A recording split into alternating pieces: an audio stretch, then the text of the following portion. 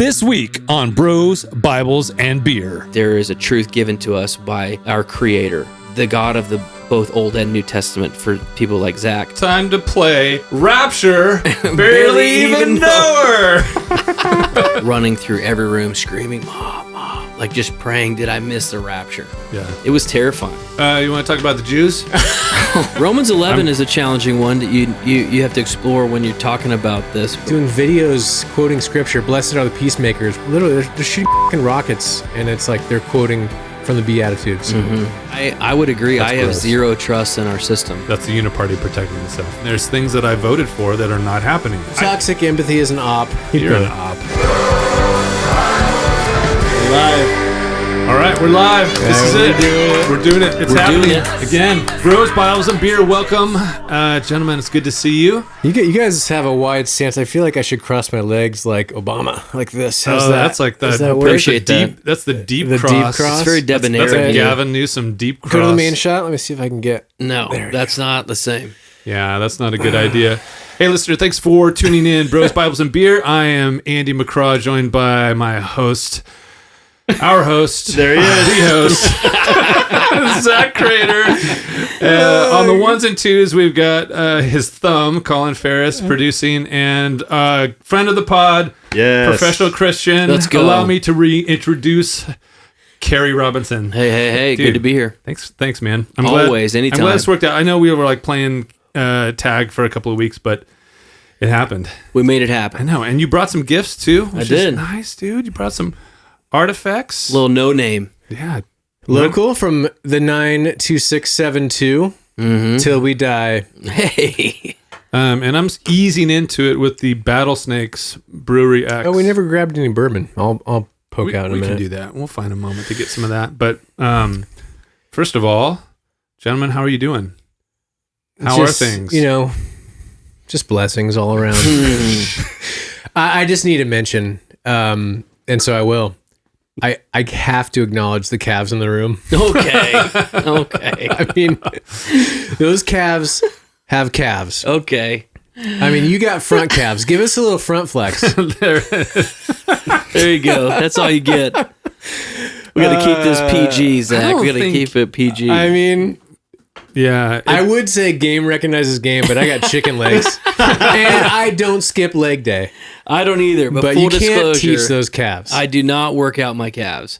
Yeah. I don't. They can't. I can't. They're just too much. Also, shout out to Matt Sather. This is the second time in a row he's been mentioned, I think, but he's got calves you cannot teach. And Okay. I know, other than working his farm, he's not doing leg day.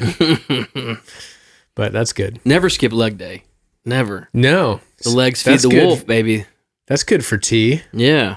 I like to focus on my ankles. I appreciate it. I have noticed you have great ankles. Yeah, people have been talking about my ankles. I've heard tell. You do a little circle. That's where it starts. It's your foundation. Oh, you guys don't work on your ankles? Do you guys remember the getting ready foundation. in junior high? Didn't they have you, they had you do the little arm warm up? Really Little arm warm up circles. those ankles. Yes. I've noticed a trend. Well, not a trend. This is like consistent at every gym I've ever been into in my entire life. If it's an old dude working out, his goal is to do reps as fast As possible. Yeah. And I don't know what the weight is. It's got to be small, but he's just like, Repping hard and fast, for man. some reason, someone Yeah. told him if you just go fast and hard, that's going to be He's getting the that heart thing. pumping, man. He's doing cardio too. Maybe his joints can't take the heavy weight. If I was going to steel man his ridiculousness, Dude, it might be low weight, high Every rep. single dude, every single old dude, always just they're in fast forward. Usually while they're naked in the sauna. Yes. Old guys don't give a shit. Just Hey, flow. a tease, we are either going to prove or disprove the rapture is real. I just want to put that up front for people that are just checking Okay. in. We are getting there. All right. So Well, speaking of which, should we just dive right in? Because Andy has another surprise for us. it's important for us to figure out. Producer Colin, can you go ahead and bounce us over? It's time to play Rapture, barely even know her. All right, so this is going to let us, each of us will take this quiz together, Colin included. because and your last one traditional or Tallarico or whatever you. Are you a Tallarico. heretic? Yeah, it was. Are you? That would have been better. Traditional or Tallarico. I named one of the episodes that. That's good. Yeah. No, I don't even know what Tallarico is. James Tallarico, the heretic, progressive Christian who's running. He just beat Jasmine Crockett in the Texas Senate. Oh, race. good for him. The quiz indicated the podcast on that day was split on heresy or not, or maybe 2 out of 3 of us are heretics as well. Who determines what is heresy? That's the bigger question. Yeah, Gemini. Okay, Gemini in this case. Okay. Based on traditional, Orthodox theology. Okay, I like that. It was based on traditional theology. We'll just say that. it was pretty. I think it was pretty accurate on how it really made you. It's a shocker really made that you ride the fence. Would not believe that it was fully accurate. There's Zach. Well, some of the questions were ridiculous. Like they were not like mutually exclusive. It was fun though, and so I have high hopes for Rapture. Barely even know her. Okay, some of these are going to be a little bit of a surprise to me too, because I put it together very quickly. All right, here we go.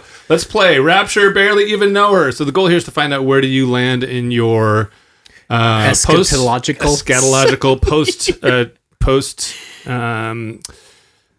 Are we reading these out loud? What are we doing? Yeah, I'll read it. So question number 1.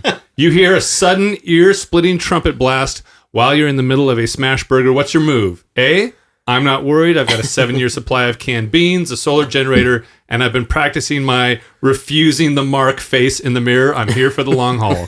Or B, I'm checking to see if I'm still holding the spatula. If the spatula is on the ground, I'm 30,000 feet up. And then everything went according to plan. Which one is closer to where you are? Do you want me to go first? Sure. C, neither. But in this game, There is no. I have to pick one. Yeah. Okay, and you can say which one you're closest to. Okay, Yeah. Mr. Ferris is writing this stuff down If I'm closest to one, I'd have to choose B. Yeah, I'd have to choose B. Okay, But I'd still, yeah. But if the spatula's not on the ground, you're wishing you did have that solar 7 year. generator. Yeah, I wish I had that 7-year supply. Okay, so he chooses. Carries a B. All right, let's mark him. Zach. What's my move? If I hear ear-splitting trumpet, I'm gonna go A. I do not have a 7-year supply.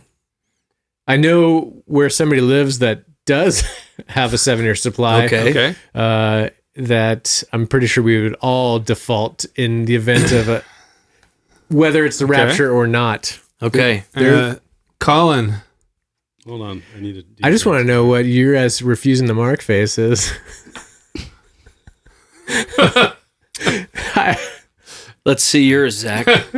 I think practically I'm probably closer to A right now. Yeah, I think I'm going to practically put myself closer to A as well. All right, so the room is split. All right, No, it's 3-1. 3 A's, 1 B. Well, I rejected both answers, but I just chose one. No, Okay. Now you know how to play the game. 3 A's, 1 B. Now I know. Okay. 3 A's, 1 B. That is technically a split. All right, number 2. And you can give a quick Explanation as to throat why. clear. No, on you're your good. position. Let's have fun All with right, it. what is your end times aesthetic? Is it A, the secret exit? I'm looking for a blink and you missed it disappearance where my clothes are left in a neat pile and my Ford Raptor is left idling in the driveway. B, the grand finale. I'm expecting a cinematic global event where the sky rolls back like a scroll and everyone, including the skeptics, sees the same thing at the same exact time. Ooh. Do you need to phone a friend? My preference, now given that this assumes that there is this event called the Rapture and it is happening, I would prefer to have B. Yeah, that's my answer. Is B. Give me B. B for sure. Colin? I'm in the B camp. B for beast mode. I want to see like the the sky Rapture, roll. though. I mean, the if Raptor, we're going to do it, let's do this. Yeah. B. I feel good about B as well. Like cinematic global Also, event. Andy's Raptor was just on, and somehow he left his car on, and his clothes are somewhere else. Look at that. Where was It's Andy? a neat pile. They fell into a folded neat pile. All right.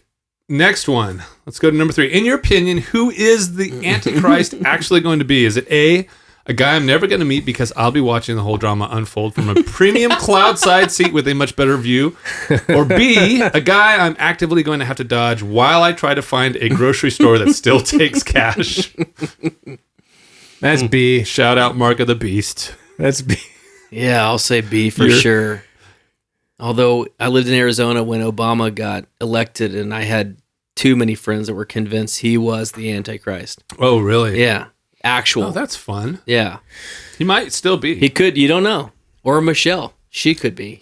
She could be. Now, all right. Well, the head wound, did Obama get a head wound? Or maybe a future head wound he's going to heal from? Doesn't there have to be a head wound? I'm not saying I believe Obama. Does Trump's ear qualify? Ooh. That's good. Speaking of head wounds, I like where this is going. I'm going to keep moving on with quiz. All right. I'm going to go with B. Yeah. I like B. I'm getting strong Walking Dead vibes. Yeah. Which I'm okay with. I like that. All right. Next one. 4. When you Wait, read... who's the guy? Who's the guy you're dodging? If you picked an actor, who would be the Antichrist that you would have to dodge? And I'll answer first, and now I'm blanking on his name. I just had it. But it's the guy from the Coen Brothers movie with the cattle killer. Oh. What's his name? Andrea Bocelli. Yeah. The opera singer. The who's blind blind. opera No, do singer. you remember Blind No opera Country singer. for Old Men? Yes. What is his name? Fernando Valenzuela. Yeah, No. that's Fernando it. Valenzuela. It's Fernando Valenzuela. Yeah, very good. Javier Bardem. Thank you. Nice. That's That what I guy with that ridiculous Bang bowl cut. cut, Yeah. Lloyd Christmas haircut. but he's got that air compressed cattle killer or whatever. I'm going Steve Buscemi. Okay. Steve Buscemi is the guy. Steve Buscemi, maybe from Hello, fellow kids. Con Air. Remember From Con Air. Dude, that's the creepiest When he Steve sings, Buscemi. he's got the whole world in his hands. Talking to kids. Creepy. He is the Antichrist. That's pretty good. I was going to pick Christopher Walken. Wow. That's good. That's all I can do. It can't be Chuck Norris anymore. R.I.P. Dude, he roundhouse R.I.P. kicked the bucket. Yeah. So well. It's not my joke. Okay. Number 4. When you read about the mark of the beast, what's your internal monologue? A, man, that sounds like a real bummer for the people who didn't listen to my podcast episodes on eschatology. Or B, I better start practicing my barter skills now because my debit card is definitely going to stop working soon.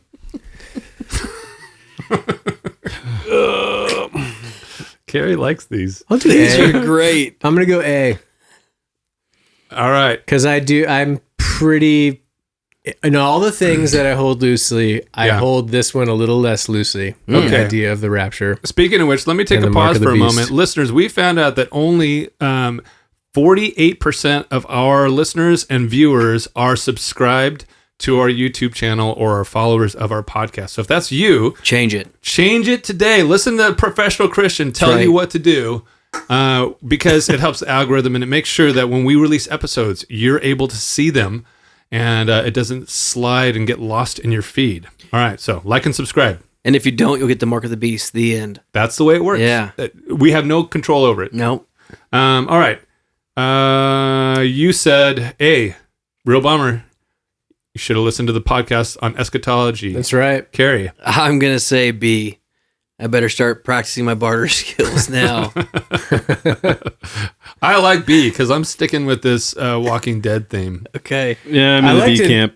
B camp. I like that all you guys are assuming you're missing the rapture. This is fun. What rapture? Well, there could be another chance, you know. But speaking of zombies, Post-trib, mid-trib. if you haven't watched Zombieland in a while, you got to Oh, go dude. back. I just watched it recently, like 2 weeks ago. It's such a good solid. movie. It's so good. Oh my god. The Bill Murray cameo is the best, man. Yeah. Spoiler alert. And if that's a spoiler alert, that's on you. Yeah, it's you on should have you. seen it. Okay, let's go to everyone answer. Yeah. Okay, number 5. How many comings of Christ are we talking about here? 1, the big one, the only one. It's like the Super Bowl. One day, one trophy, everyone's there. Or 2, it's more like a world tour. First, there's the private VIP only show in the air, and then the massive world stadium tour 7 years later. This is the only question I've aligned with. A, I got to go A. Okay. Yeah. All right. It's like the Who's farewell tours. There's never just one. There's never just one. Why do you choose A, by the way? I just don't believe in the rapture.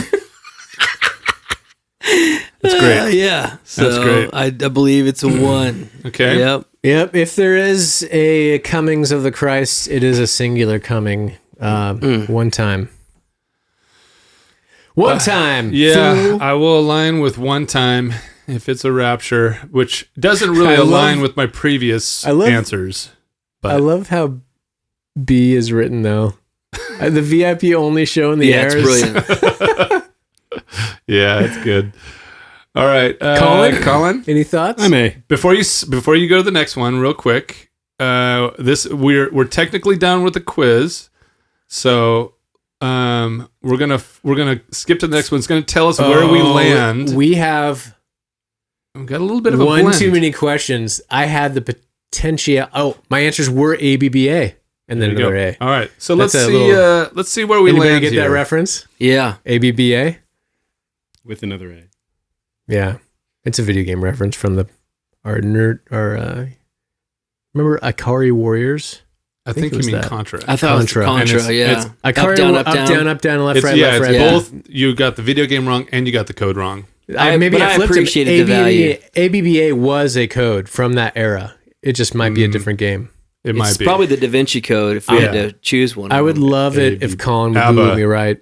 All right, let's see where we all landed here. After Let's get the this. scoring for ourselves here. Go ahead and go to the next one. So here's the verdict. If you are mostly A's, and if you're playing along at home here, your team, beam me up. You believe in a pre-tribulation rapture in the Left Behind universe. You're one of the main characters are looking for while they're wandering through abandoned malls. You're packed, ready, and just waiting for the boarding call. If you are mostly B's, your team last man standing, whether you're post-trib, mid-trib, or just a glutton for punishment, you believe the church is going to see some serious action. You're the hero of the movie who has to hide in the mountains. So, Colin, where did we fare? Zach is a true beamer. True beamer? Okay. Yeah. Beam me up, Scotty. He's a beamer. And everyone else is a This last is man amazing. He's a beamer, and we're all last man standing. I'm learning something about myself right now. Apparently, I I'm still here believe in the for it. rapper. You do. That's great. Well, thank you guys for playing Rapture, Barely Even Knower. Well done. I like these. Applause is These are fun. good. Yeah. That was me and my AI intern, I liked it. Gemini, helped It me was out with that good. one. Yeah. Which is good times. So, you want to talk about the Jews? Oh man. Well, no. Well, what about the rapture? Like, where did you go eschatologically? I won't be able to say that word in the next 30 minutes or so after we get the bourbon out. But where? Because I grew up in rapture culture. Much of my family is still like Calvary Chapel, which is a hard pre-trib. Like, they kick pastors out who believe in the rapture but believe it's mid-trib. Scott's pastor was a Calvary booted? Chapel, and he had to disaffiliate because he believed the rapture was real, but it just wasn't before tribulation. It was like halfway through. Mid-trib, as referenced in the thing. So Got his wings clipped, they as are they say in Calvary. Yeah. Is that what they say?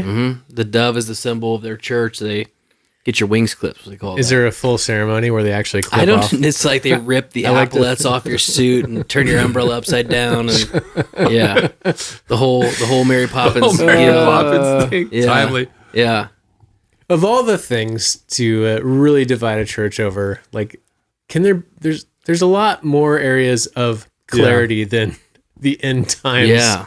Good grief. But there's a lot of people who that is like a driving feature of their faith. Like that's the way they define. That's a main filter through which they have their worldview. I grew up with dispensationalist view, and rapture was a thing. But then both of those things have gone by the wayside when I've done my own homework and realized like that's not what is described in the Bible. Neither of those things are directly. And I feel better about that. Yeah. When I was younger, I used to feel weird that the idea of going to heaven Yeah. didn't sound great. It was fear based.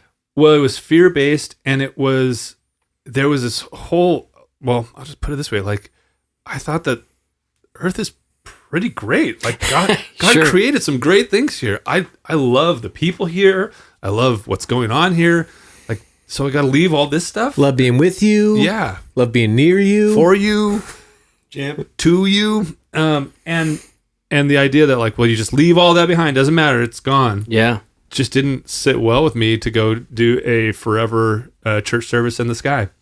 I have two distinct memories as a child coming home because I'm like a latchkey kid, right? Go outside and play, and parents might be elsewhere, and nobody was in the house, and I was freaking out. Oh no! Running through every room, screaming, "Mom, Mom!" Like just praying, did I miss the rapture? Yeah. Like that was a legitimate. Yep. Two different times, like 7 years old and 9 years old, just going whole. I missed it. I missed the rapture because if my mom's not here. Yeah, That's the clearest indication of, dude. this is, if my dad was here, we still got to check. You might miss it. Got to find out where mom's at. Right. But Yeah. it was terrifying. Yeah, you're not alone. That's sad. Yeah. That's such a sad picture. I imagine tiny Carey running through with his giant calves, And Giant calves. she, tripping over your calves. Yeah, adult-sized calves on a 7-year-old As you body. run around. it's like a reverse baby deer. Yeah. It's like giant legs. Run really fast. I was running really fast. Oh, yeah, sure. Yeah. And your mom got a little sloppy with the laundry, so there were a couple pieces There's of some clothes like on the folded floor. linens on the what's floor. this? Yeah. Oh Yeah. There was a beard trimmer running in the sink. no! Oh. I'm kidding. There's there was a movie, Left Behind movies in the late 70s, and that was the scene. My dad was a youth pastor back in the day, so he rented it on a reel-to-reel and then got a sheet put in the backyard and showed it to all the students. And the key scene in the open was a guy was shaving his beard with a corded beard trimmer, and his wife came in and was just running in the sink. And then there's a lawnmower in the yard, and it's just stopped but running. And that was forever etched in my mind of it's too late to change your mind. Dude, homeboy's got to get a lawnmower with a safety on it, man. Yeah, no doubt. Or just get a better faith, Yeah. Yeah. 88 Reasons in 88. Y'all probably don't know that stuff. What was it called? There's a book called 88 Reasons in 88. 88 Reasons Why Jesus was going to return in 1988. And there's a sequel. Was it really? And when it didn't happen, I didn't know about 89 that. Reasons, I believe, is a real book. And 89 then is the Jay-Z time. had 99 problems. Yeah, those That's are all right. the same. Yeah. My second Jay-Z reference. Yeah. Oh, you're blacker than me. We went to Scotland with our youth ministry in 1988, and I remember asking my mom before we left, it's 88. What happens if dude. we're in Scotland when the rapture Will it happens? count? Yeah, like I don't know if I was thinking that deep, but I was just like, what if we're on the plane? Will it count if we're in this godless countryside of Scotland? Does Jesus even go to Scotland? Yeah, no one knows. No one knows. They're Anglican. It's not a big deal. For my second cousin Chad, that's confused about why was 1988 important. I didn't read the book. Oh, I was really? 8. I was 8 at the time, so I know it's because Israel coming back into their homeland in 1948, and in the Bible, when Jesus says this generation will not pass away, Wandering for 40 years. 40 years. Around 40 years is a biblical generation. Some people, depending on who you talk to, 25 to 40 years. And that's why 1988 became like, ooh. And once you have that, like this will be this generation, then you can find all the reasons you need. Right. You just pick them out of the proof sky. text of scripture and interpret through that lens. Confirmation bias. Yeah. Yeah, I always feel bad. We had a friend of ours recently telling us that like the date was very close. And then it came and went. Oh, they had a date. Yeah. Wow. Well, they weren't the ones that He got invented mentioned. We could mention him. We talked about it on the podcast, and he followed up with us a little bit. Yeah. But yeah. And I felt bad. Like, I don't like rubbing someone's face in it. Not that I would. Not that there's face rubbing to be had. But, it was like, I did want to dig in a little bit and go, okay, so what do you think happened? Yeah. Like, have you I wonder, how much do you get this? Do you have to field this in church? People coming up and be like, oh, Pastor Carey, did you know It's 12/12, Yeah. 2027. That's the date. Well, what was the Rapture date last year? Was that in the fall? I don't remember the date. That but was yes. the one. Yeah. Yeah. Yeah, that was so. I had people asking about that a lot. And do they are they urging you need to get this message out? Have you No, ever had that? I preached about why I don't believe in the rapture.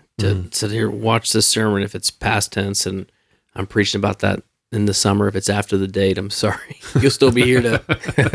I feel like what I don't understand about Christians is okay, the moment you put a date on it, okay, wait a minute, didn't Jesus say no one but the Father knows?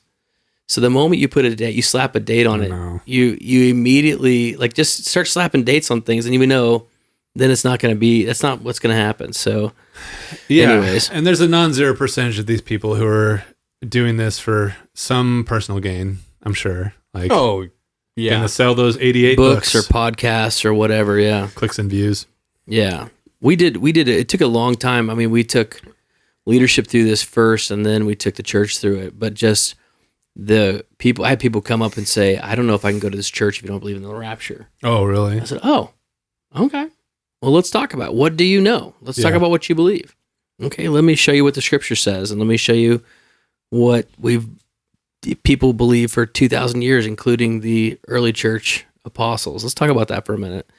But once you unpack that, then it's different. But there's just such a indoctrination of that, that if it's permeated into who you are, same with politics, same with everything. Yeah. It's hard to go, maybe I should be open to some other possibilities. I sat down in my living room last fall with my mom and my mother-in-law, my mother-in-law was my children's pastor. So same faith system, same group.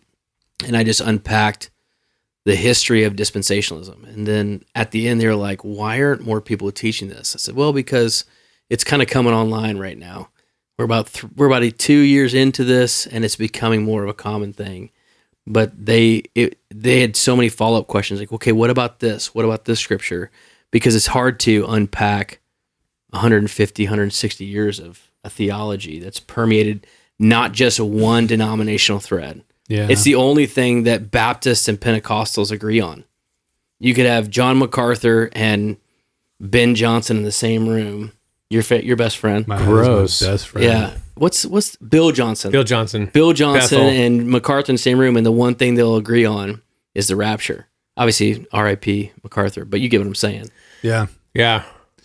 Yeah. That, I mean, and it was down to, it was in the culture and the music.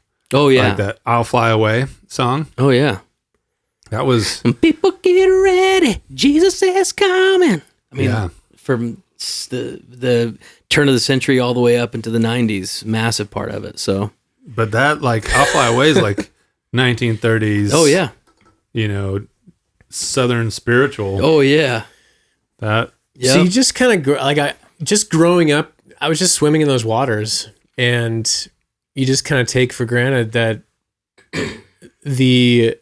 your little, what you're born into culturally and spiritually and theologically is such a small snippet of history, of church history.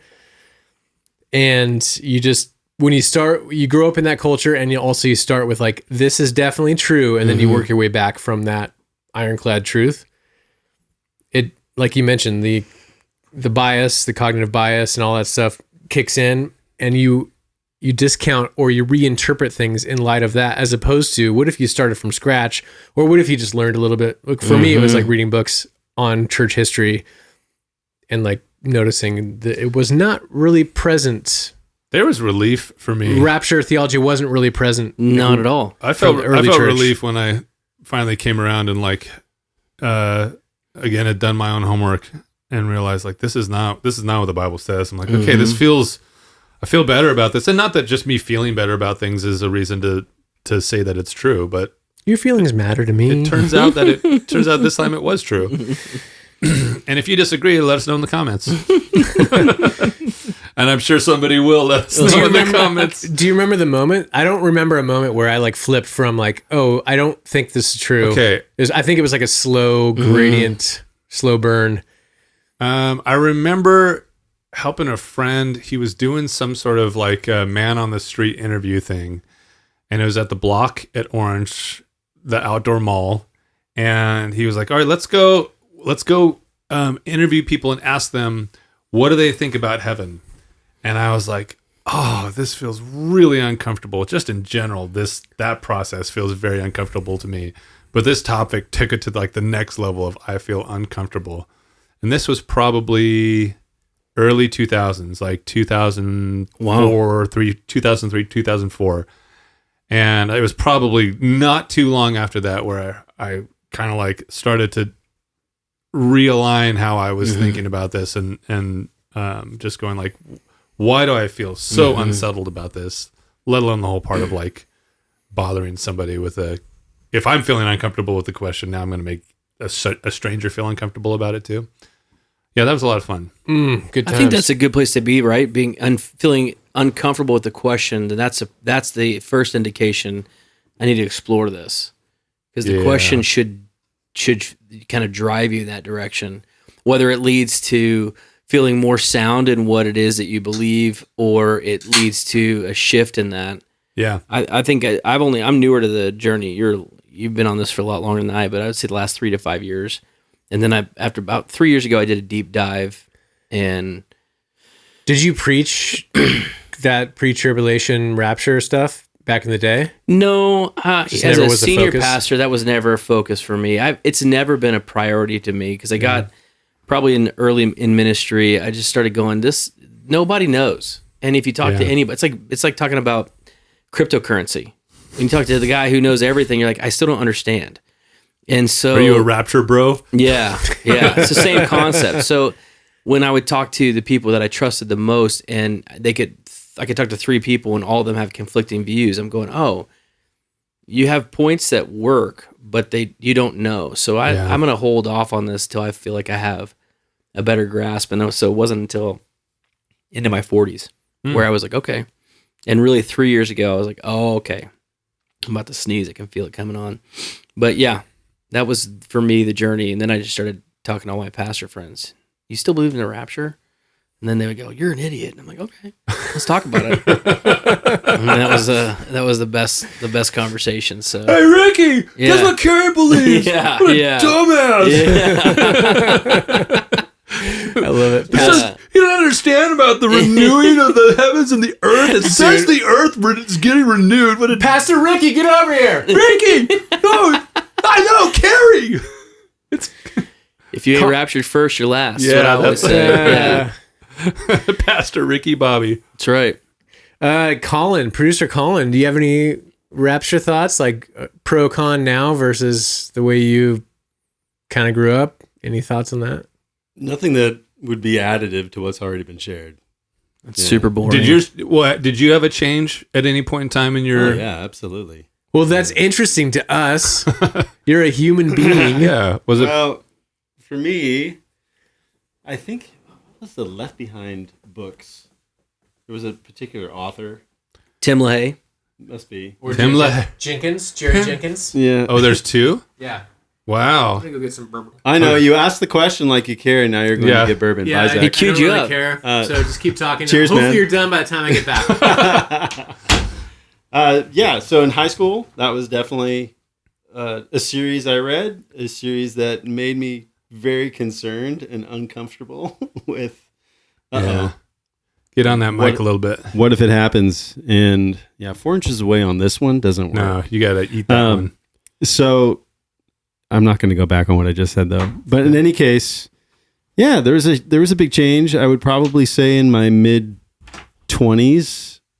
It's probably when I started asking like, I'm not sure about this. This is kind of weird. It seems like everybody doesn't know, but they all make claims to knowing, and that's bizarre. Yeah. And that I just gradually pulled away, and like that's something I'm not going to ever really highlight and underline as a non-negotiable of my faith. Yeah. Taking a position, or a pillar in your faith. Great. It's less of a.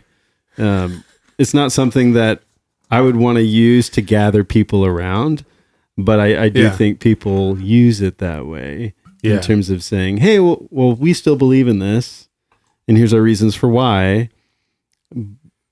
But I don't see how that moves the needle necessarily with like the day-to-day gospel, loving your neighbor needle. Yeah. Did any of you guys did it change how you lived your life? No. When you thought about before and after? As a kid, it did. Did it? Yeah, it was a driving fear. Oh yeah, because of that lawnmower scene is It was a searing. an absolute driving fear. Like, how many times did you re-invite Jesus into your heart because you wanted to make sure it stuck? Well, not only that, but I had a youth pastor who had AG roots, and they lose their salvation quite frequently as Arminius, and so I've been looking for it everywhere. Yeah, every week we would get saved again, and there was times where I was afraid that if I had unrepentant sin, I would go straight to the depths of hell. Did you get baptized multiple times? No, I've only been baptized once. Yeah, that's a great story. Sorry, I was 7. You was in my mineral? hot tub, and Just do a little capful of that. What is that? My It's friend, limestone water. Limestone water okay. from Kentucky. But Hey. you're off of the brown stuff, aren't I you? am. Yeah, I'm gonna stick with the beer for now and some water. But as I say that, I'm gonna step to the restroom. Oh, nice. All I right. We think won he's a got 4. some tequila in there, though. Oh, okay. Then we might be talking. Go there's raid that cabinet. There is, yeah. I'm okay for now. Okay. Well, I'm glad that none of us other than Carey, made serious life-altering decisions based on our views of the Rapture. I have made decisions based on my views of the Raptor parked in my driveway. Those I have made decisions. Upgraded security cameras. Yeah, by the way, that's because I have the personalized version of Gemini, which is why it selected Raptor driving. Right. It did It that already on its own. knows. It knows. Google knows everything about all Give of us. Google all of your personal information. Just trust me, it's worth it. And if you're trying to hide from them, you can't. It's already done. It's Yeah, already don't live under happened. the lie that you think that you can't. I definitely got saved multiple times. Or that being said, I what I mean by that I is feel like, rededication. yeah, and even just like late at night, like, oh, if the rapture happens, like, did I me looking back now, I would say, did I fuck up today? Like, just in case, I'm gonna ask I God good? in my heart. Yeah. Ask God back to my heart, which is another thing that I get why people make that leap, but you don't really see anything in Jesus' life and ministry of like beckoning people to follow him where he uses that type of language. I get why Christians do it, and this is not a hill I necessarily need to storm today, but it was one of those things when you start like focusing on like what did Jesus actually do and say and how did he interact humanly with real life human beings according to the Gospels. Like there's a lot of language that we use today that we just assume is biblical, but it's sort of built on tradition after tradition as opposed to the way Jesus actually interacted. And I feel like the rededication was a staple of Christian summer camps. Like that's a move. There's a night that they'll select. It's usually like just past halfway through, so all the kids are really tired and emotionally like weak at that point. And there's a formula for this? yeah, it turns out. But I wish they would have Welcome back. framed it. Jeez, what did I miss? I wish they would have framed it as like the concept of repentance, like the change of heart and mind, rather than I'm going to ask you back into my heart, Jesus, because I think that's really the root of what was trying to go. Yeah, just trying to get to. reorient your life. Just you're off kilter a little bit. Point more towards where you need to be pointing. Yeah, which is that is the definition of repentance. Like, it's a change of your mind. Hey, I've been thinking and doing these things. I need to refocus. Sorry, Lord, I'm back on track. But that it got like mixed up with, hey, it's time for, if this is the moment now. If you've never, it was always like in this order. Number 1, if you've never accepted Jesus into your heart, this is the time. Here's what this means. When it was great, they would say, here's what this means. When it wasn't great, it was just like, hey, it's vague. Would you like to invite Jesus into your heart? No one knows what that means. Just raise your hand. Yeah, sure, I guess, maybe. Yeah. But yeah, the good version is they'll explain to you what that means. And then right after that, it was always, and if you're out there and you feel like you've fallen away and you want to have a chance to rededicate your life, it was like that rededicate was and often like clubbed together with rededicate and ask Jesus back into your heart. That's the part that I was like, where did that come from? Like, where was this concept generated from that they would give this idea that you're re-asking about? I guess it is an AG thing that you can lose your salvation. Yeah, I think that's probably where it has roots, but it also has roots in the early church too, because the phrase "ask Jesus into your heart" is not actually in the New Testament. So No. it's actually, that's based on if you believe I in actually your heart. mentioned that right before you walked back in. Oh, did you? Yeah. Okay, sorry. No, it's Well, fine. I'm trying not to. No, keep fleshing it out. Like, Yeah, it's pulled from if you confess with your mouth that Jesus is Lord and believe in your heart that God raised him from the dead, then you'll be saved. That's I think where most people pull that from. And then the references that Jesus. I'm in God. Yeah. God is in me. I am in Right. them. We are one. Right. Yeah. and I'll send my John. spirit to live inside of you. Yeah. Probably. Is Yeah. Which part of it that. makes sense. But I'm a big fan of rededication. And I think, or recommitment, but I am, because that was the reason for the creeds. They would recite the creeds at the beginning of every church service as a reaffirmation of their belief. But I do think that it has to be, I think language does matter. And I do think if you're pastoring a church, then the onus on you is to help. I mean, I guess that depends on what camp you fall into, but help your people understand what that means. But I think there's a benefit. It's like New Year's resolutions. I mean, I think for me, my whole life changed when I started praying a prayer of surrender every day. God, today I give you my life. And I need you to be a better husband. I need you to be a better friend, a better father. And so I think there's a benefit to that. I don't think I would fall somewhat into a Calvinist camp in the fact that I don't believe you can lose your salvation. So I'm not like saying, Yeah. Jesus, would you come back into my heart, please? Yeah, no, but that's that is the right voice. I agree Yeah. too. Like, It's like a Kermit the Frog, Jordan Peterson Yeah. mashup there. reconciliation. Salvation is hard. How do you know? It's hard to know if you're saved. Can lobsters be saved? Not might if they're be. already It cooked depends on on a the pizza. question of lobsters. Yeah. I can't do it as When well did as it you. die?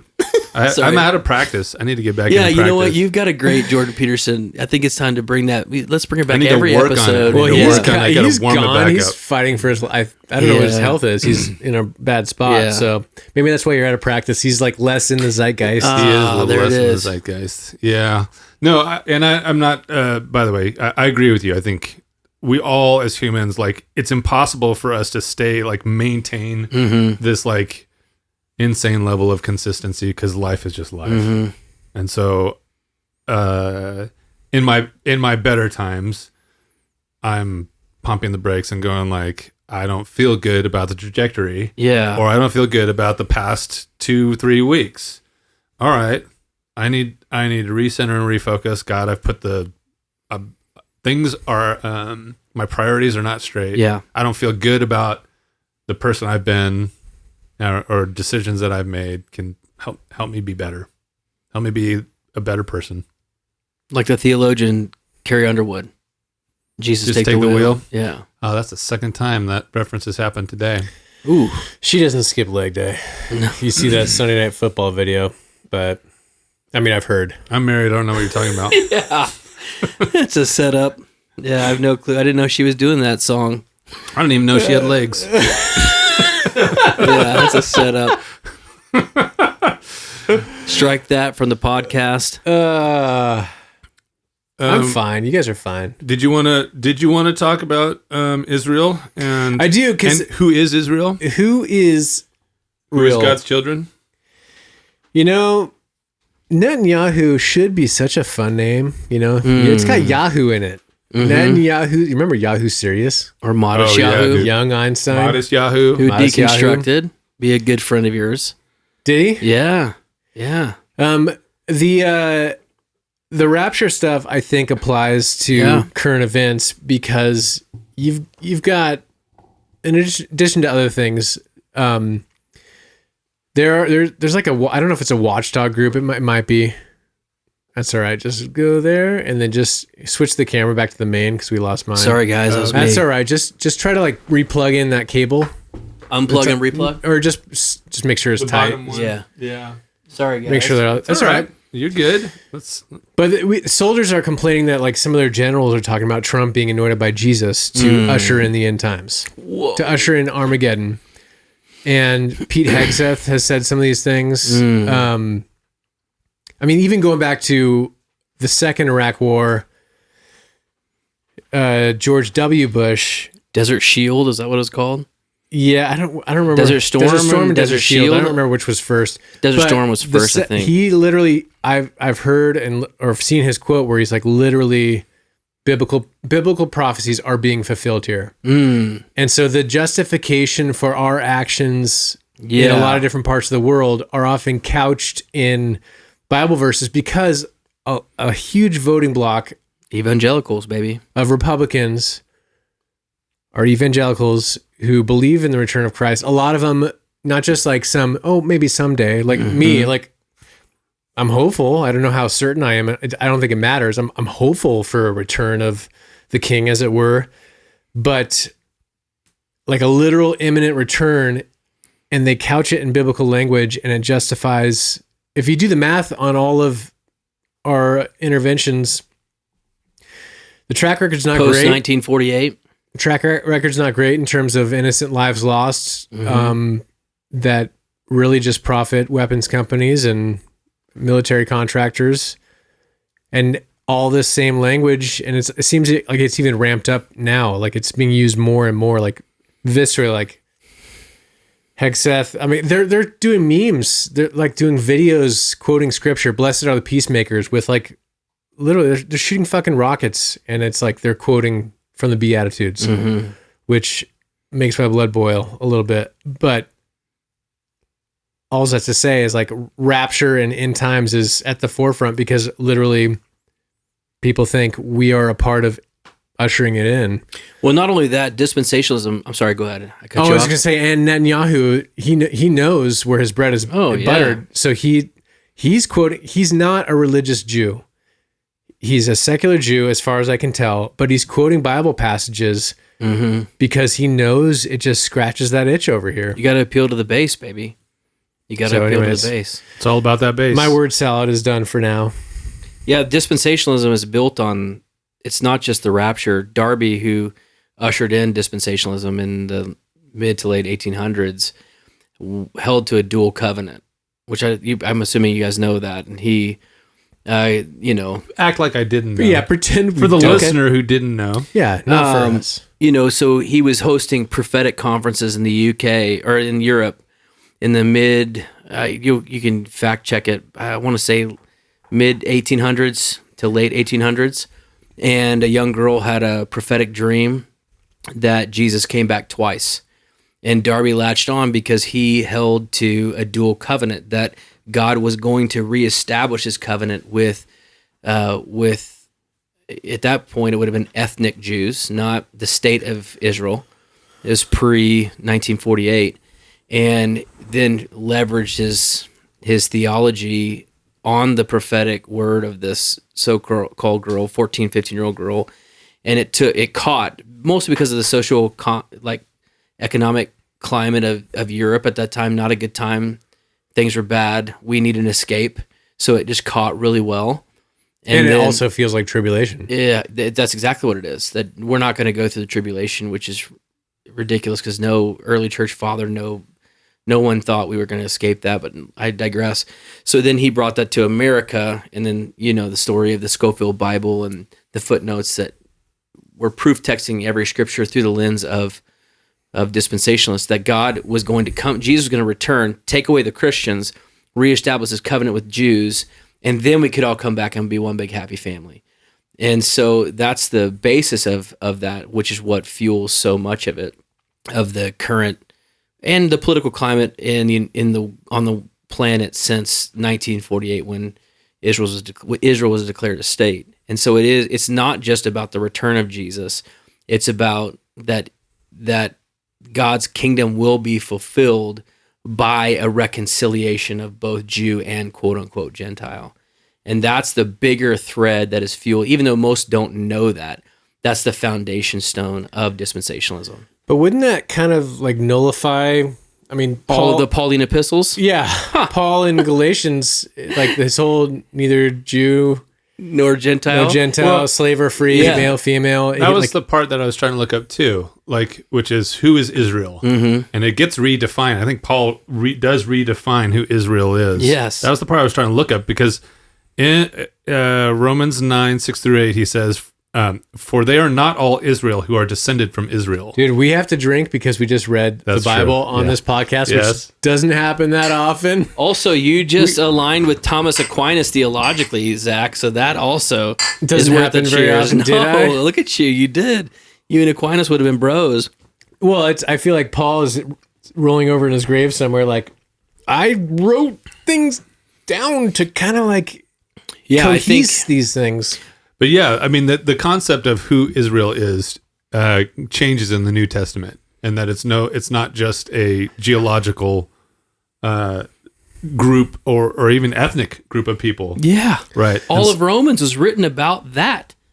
Sorry. Yeah. Don't be sorry. It was written to the Christian church in Rome, where Christians had been there. The Jews had been kicked out. Gosh, I don't know. Remember, he's a doctorate in theology, but I forget the number of wizard. years.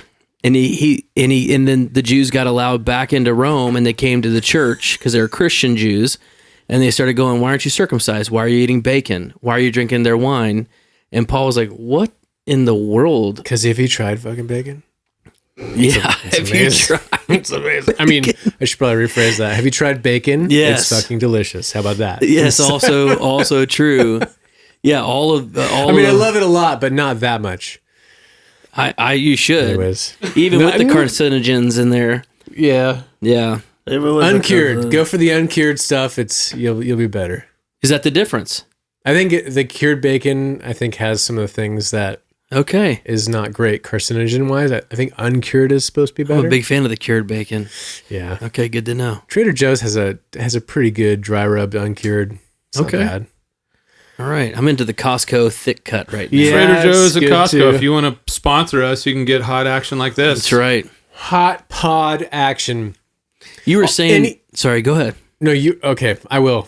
Just You were until saying Andy- I'm Andy- looking things Andy's, up. Well, I am trying to look some things up because because I do have this like inkling of a memory of scripture where That's fine. it does go deeper, and Paul I think is typically the one. There's some in John too, some allusion in John, but basically the idea I think it's Galatians 3. it might be It's in Galatians, Ephesians, It's and in Romans. Romans. Yeah. Look in Galatians 3. Romans 11 is a challenging one that you have to explore when you're talking about this, but we haven't even really started. What's our foundation stone?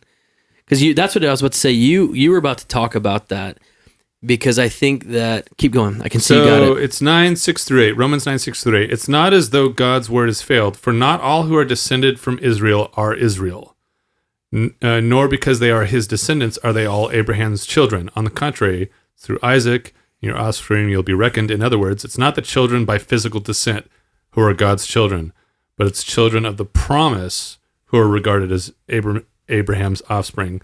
And so that's the point that I'm trying to make, is that Paul is extending it beyond just Israel, beyond just Jews, to the Gentiles and the world beyond, right? Yep. And so when we have for me, that begs the question then, when we talk about Israel as God's chosen people, I think I would guess that most people today refer to an ethnicity and or geography. Mm-hmm. And that's not what Paul seems Not to at all. indicate. Well, Paul is a yes and. He removes He went to the groundlings. the boundaries of ethnicity Yeah. and gender Right. and status, which is a crucial part. And I think the question, we haven't asked the question, but I think the thing that is worth exploring is who are the children of God? Because that's what Who is God's children? Who is that's the base of the argument starts there. And if you contrast Old and New Testament, which because they are one covenant, even though there's an Old and a New Covenant, we're all made in the image of God, but we're not children of God. We're not engrafted in until we become followers of Jesus. And then that's where Paul said the salvific tone of neither slave nor free, Jew nor Gentile, male nor female. That's he's saying it doesn't matter about your heritage and your ethnicity. Are you following Jesus? And if you are, now you're a child of God. Right. So the thing that is problematic for me is that when on a political basis, people will merge Old Testament definitions of what Israel is with a reason to do acts of war because we're supposed to be protecting Israel. Yeah, off proof texting it Scripture in Genesis. Right, and so that's the part where I tend to struggle with, and I'm not. This is not an indicator to say we shouldn't help our allies. And I'm talking out of both sides of my mouth here. They're beautiful though. I also am not saying that I approve of and appreciate like kinetic activity. Yeah, there are times where I think it's okay. Will you explain what you mean by that? I don't know. I'm not as smart as you are. Kinetic activity. What do you mean? Physical violence. The transfer of energy. I feel like physical violent war is like the last possible options. Okay. Save that when there is absolutely nothing else that can be done. Imminent threat. Yeah, like true, actual, not Iranian imminent threat. Actual imminent threat. Not there'll be a nuclear bomb any day now for the last 25 years. Longer, but yeah.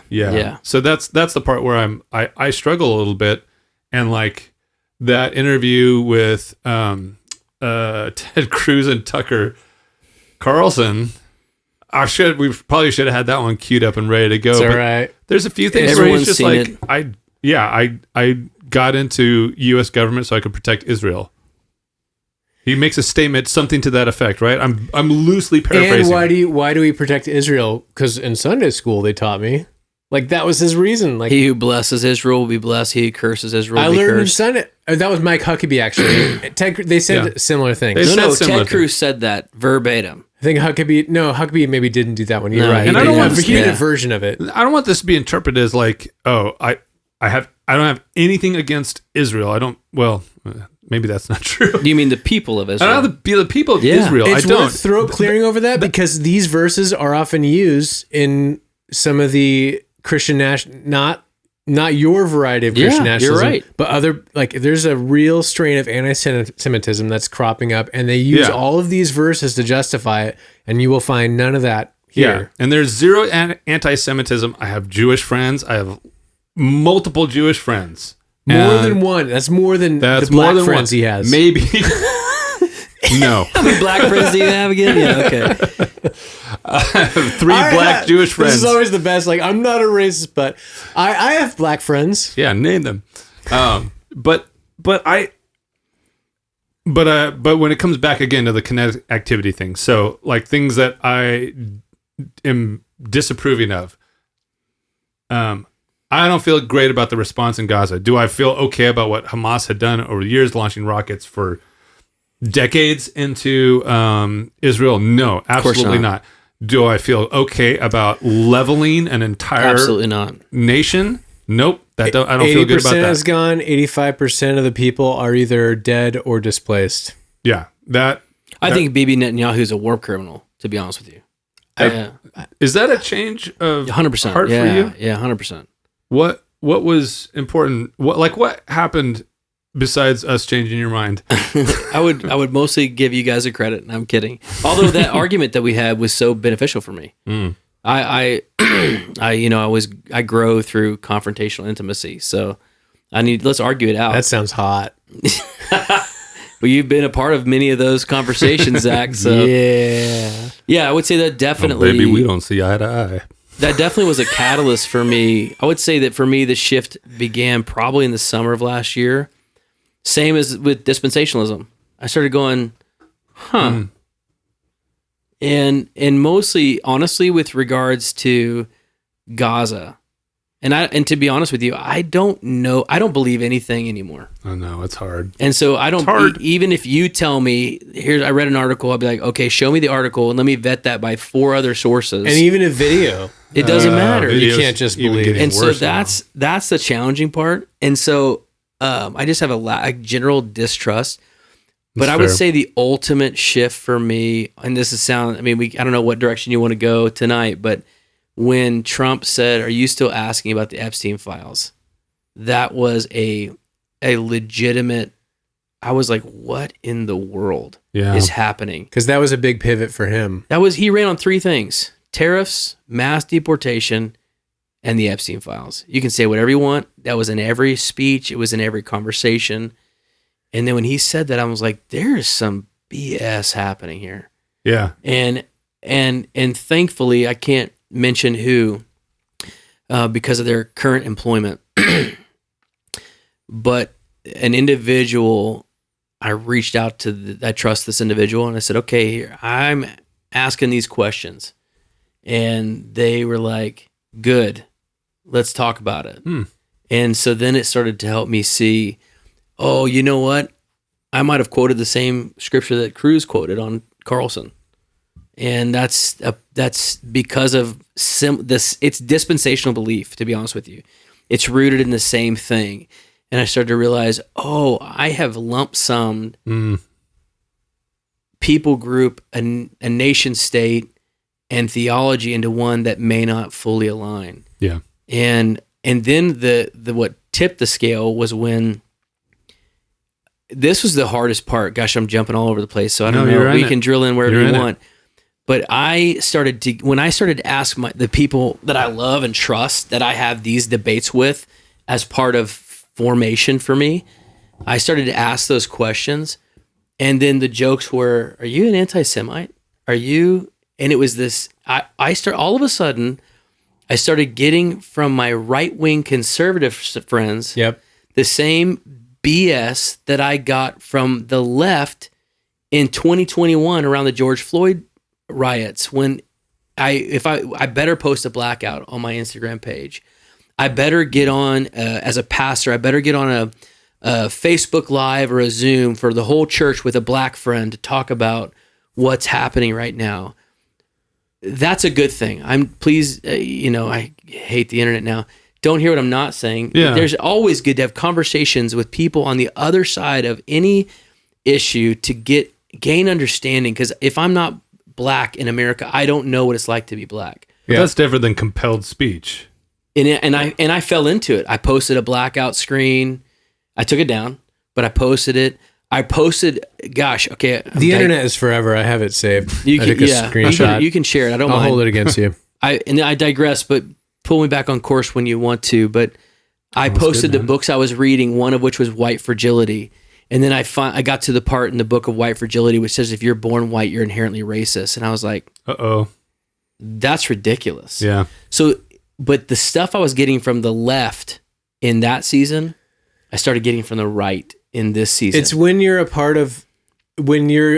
maybe you're not in an actual cult, but if you cannot challenge any idea, if there's no tolerance for any questions, you're in a cult. Well, and then what's the malice quote? We've said it a couple times in a row, but it's still...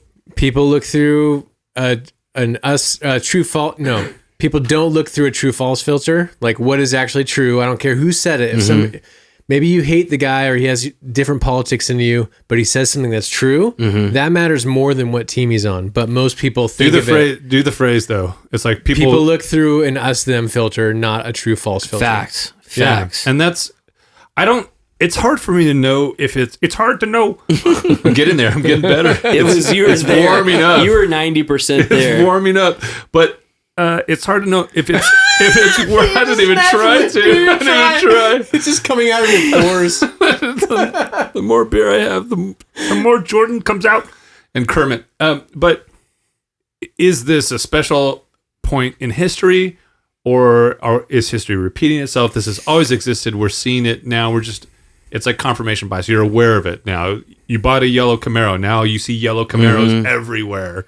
I think the answer is yes, right? I love that it does both repeat itself and it is a current cultural moment. I just heard a guy say history doesn't repeat itself, but it rhymes. And I thought that was pretty brilliant. But sorry, I was just thinking about it. It's both and. Sorry to answer your question. I cut you off. No, it's fine. Going back to the anti-Semitism, you do see from people like Ben Shapiro at the Daily Wire and other groups that are very much like they're on that side of like support Israel no matter what.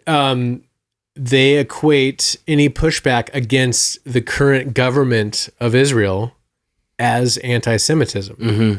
And that's kind of what we're all rejecting. It's like, let's even pretend that the argument is true. Like Israel today, the nation state empire of Israel today is the same as the biblical empire. Even like pretend that's true in this hypothetical. How many times in the prophets in the Old Testament is Israel or God's people, are they confronted with their behavior and they're judged on it and they're called to repentance and to change? Over and over and over. Over and over and over again. I actually don't know the number. We could probably ask Gemini, but 88 times. And if that's true, is it possible today those prophets would have something to say about Israel's behavior?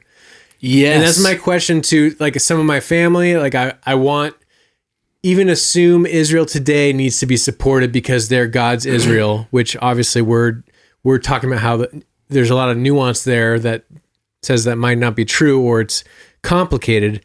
Even if that were true, what is the fruit of their labors today? And just Google aerial pictures of Gaza, and obviously multiple things can be true. Well, like, what's the insecurity that exists that people are not able to receive or even examine or listen to some sort of criticism about their a thing that they believe in, a person, a place, an entity, an organization, and even if it's coming from within their own hearts, their own vision, like what is that? I mean, I do know what it is. It's cognitive dissonance. They can't like manage these two things. Wait, I thought this was good. How can there be some bad in it? But like, we have to be adults at some point in this situation, right? Like, we have to be able to be okay with saying, these are humans. They make mistakes. I shouldn't put an organization, an individual, a government entity on a pedestal and imagine that they can do no wrong. Absolute power corrupts absolutely. And so that's the part where I'm like, I've had a similar reaction to you. I voted for Trump in the last election, and there's things that I voted for that are not happening. Right. And then one of these is going to war with Iran. I'm like, what the hell? This is not what I signed up for. No, all. you said we're gonna not go to another forever war. And that was one of my favorite things about him in his first term. I was like, this is the guy who's had the fewest what was the last 50 or 60 years or whatever, something like that.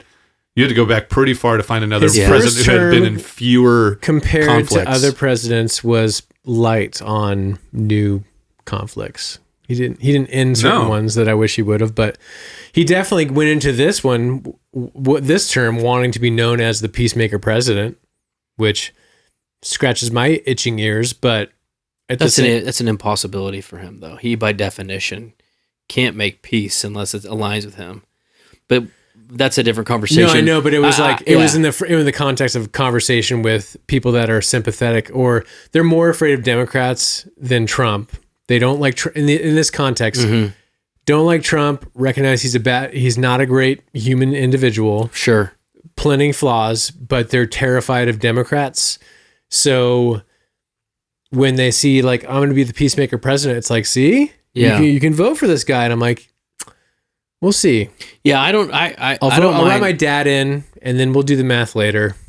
So I don't know if I don't mind talking about Trump at all, but the thing you just said is cognitive dissonance. I think that the challenge is belief, because people built a belief in the entity of their faith system, but not actually having the knowledge of Scripture.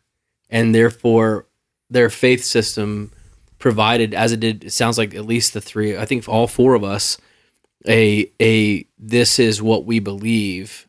I have no knowledge of it. I'm just believing what I'm told. And so when you disrupt that, it now forces me to reconcile all of my belief. But I've just been believing in an organization, not necessarily in what the Scripture actually says. Yeah. And so now you're not just saying Israel's bad, you're saying my belief is bad. And I think that... And by extension, I am bad. Exactly. And I think that also is I think that's a responsibility of the church for the last 50 years as well. and probably following the heels of the seeker-sensitive movement, where get them in the doors, but not actually teach them Scripture. Which even with that, you're going to have disagreements. But I think that's why people. Wait a minute, we had Israeli flags in every church I grew up in. Oh, really? Yeah, we would pray for Israel. We would give funds funds from Tel Aviv to Israel. And I just think it's important for me to pause right here and say I am pro the Israeli people. Yeah.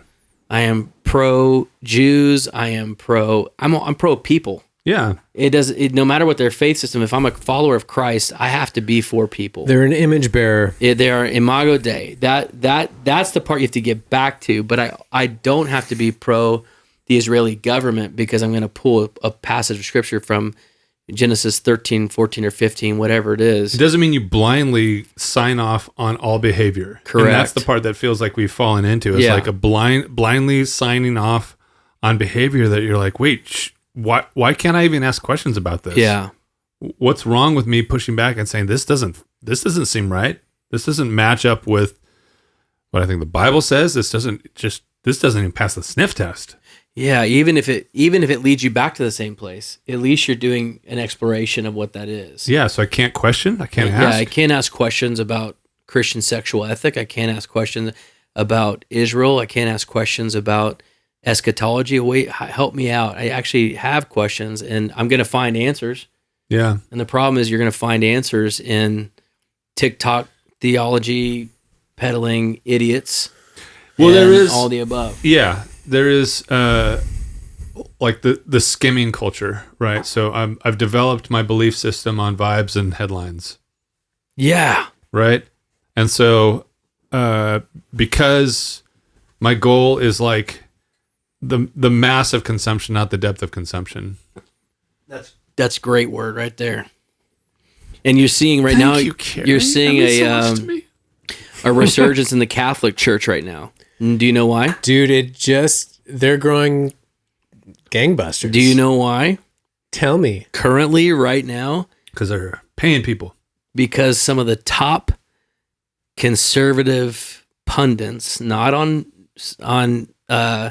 what do you call it, major media streams, but in the podcast sphere, are all Catholics. Oh.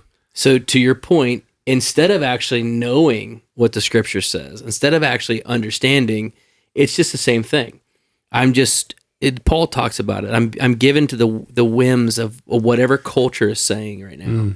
And I'm not anti-Catholic by any stretch of the imagination. But humans are like we're social animals. Yeah. And so it's when enough people around you that you love and respect are doing a thing, or you listen to somebody that you really appreciate their takes on things, and you find out what they believe about, you're more prone to it. It's also natural. easier. It's easier than actually doing a deep dive to understand. For sure. This person I can feel like I can trust says this thing. And they said they're Catholic and they converted from Protestant to Catholicism 2 years ago, and here's why. So they must be right because I trust what they're saying. Same thing happened with Paul and Apollos. And Apollos was a gifted communicator, kind of like the Mike Todd of our day. The what? Who's Mike Todd? The Mike Todd of our day. Do you not know who Mike Todd is for real? I mean, yeah, I know who Mike Todd is. Okay, not a big deal. Who doesn't know who Mike Todd is? I'm joking. That was horrible. We had Mike Todd on the podcast last week. He has 2 first names. I already hate him. Yeah. I'm joking. You should scrap that for the podcast. Who's Mike Todd? I can't believe you honestly don't know who he is. God, stop saying that. He is the largest influential online pastor in the world right now. Oh, is clearly he? He's not. He's black. He's in Tulsa. They have in the hundreds of thousands streaming live every Sunday. Is he He's the one that, Word of Faith? No, money, Drewski just did a spoof on him. Wore a jacket. You know Drewski, the black rapper, and I can't believe you Google Mike Todd. Listen, Mike Todd, you're a great dude. I love you. I'm just saying, Apollos was an eloquent communicator, sure, but he wasn't actually teaching proper theology. And Paul was like, "We got to get this guy online." And then there was still a battle, and Paul was like, "Whether you like Apollos or Paul, as long as Christ crucified is being preached, let's make sure that's the foundation." Yeah. I think you're stuck in the Mike Todd. No, that's good though. Like as long as Christ is being preached, it's almost like what if it's bearing good fruit? Yeah. Don't.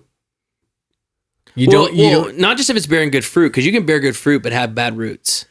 So are the roots founded? Which you and I might differ in that, but are the roots founded in sound, in the actual foundations of what our faith is, which is what Paul was arguing over and over and over again, even to the point today about reestablishing in Galatians was all written because the Judaizers were coming out. You're talking about like even those who said Lord, Lord, like. Yeah, but Paul was also disputing people adding to the gospel. Yeah. So Galatians was written because I think I'm saying it right. I feel like Colin would know better, but Judaizers were trying to say, you got to be circumcised, you got to do this, you got to do that. And Paul's like, whoa, whoa, whoa. They were trying to re-inject Jewish traditions into Christianity. He kept bringing people back to the foundations. We're going to come back to the foundations of what it is that we believe and what the scripture says and who Jesus was. So it isn't just, is there good fruit? Because you can have good fruit but have no root. There was that movement. You're right. I think it was the Judaizers that made that movement, which was like, we're going to try to reintroduce Jewish customs into the Christian movement. And that's where Paul was like, whoa, whoa, whoa, what are you guys doing? Hold on. Chill grace, out. Grace. And Peter started falling into that too, didn't he? He started catering to the Jewish crowd specifically, and was like, he was waffling. He was just kind of weak sauce. Paul kind of calls him out. He does Peter call the him waffler. He was. He just couldn't. Peter the Waffle he King. couldn't not deny Christ. I mean, Peter just the waffling all around. He's Jeez, the Waffle how King. is your prostate? Are you okay? Fantastic. We need to do. We need more time. Should we lay hands? Please do. Is there a pill for that? There's Colin. Colin, stream of thought, stream of consciousness. Get on that mic, though. You've been processing a lot. Give us something. I am only hitting buttons over here. I am not really engaged. I'm looking at nonverbals and who I'm guessing who's going to speak next. You're doing great. I can tell I don't what know you're doing. about that. You're in the zone. You're in the zone, but do you have any quick thoughts on the occasional all the stuff? The PhD in theology? That's incorrect. It's not true. Do not have that. You're probably more schooled than any of us, though. I know this doesn't mean anything. Anybody that knows Colin knows that doesn't mean anything. I'm just kidding.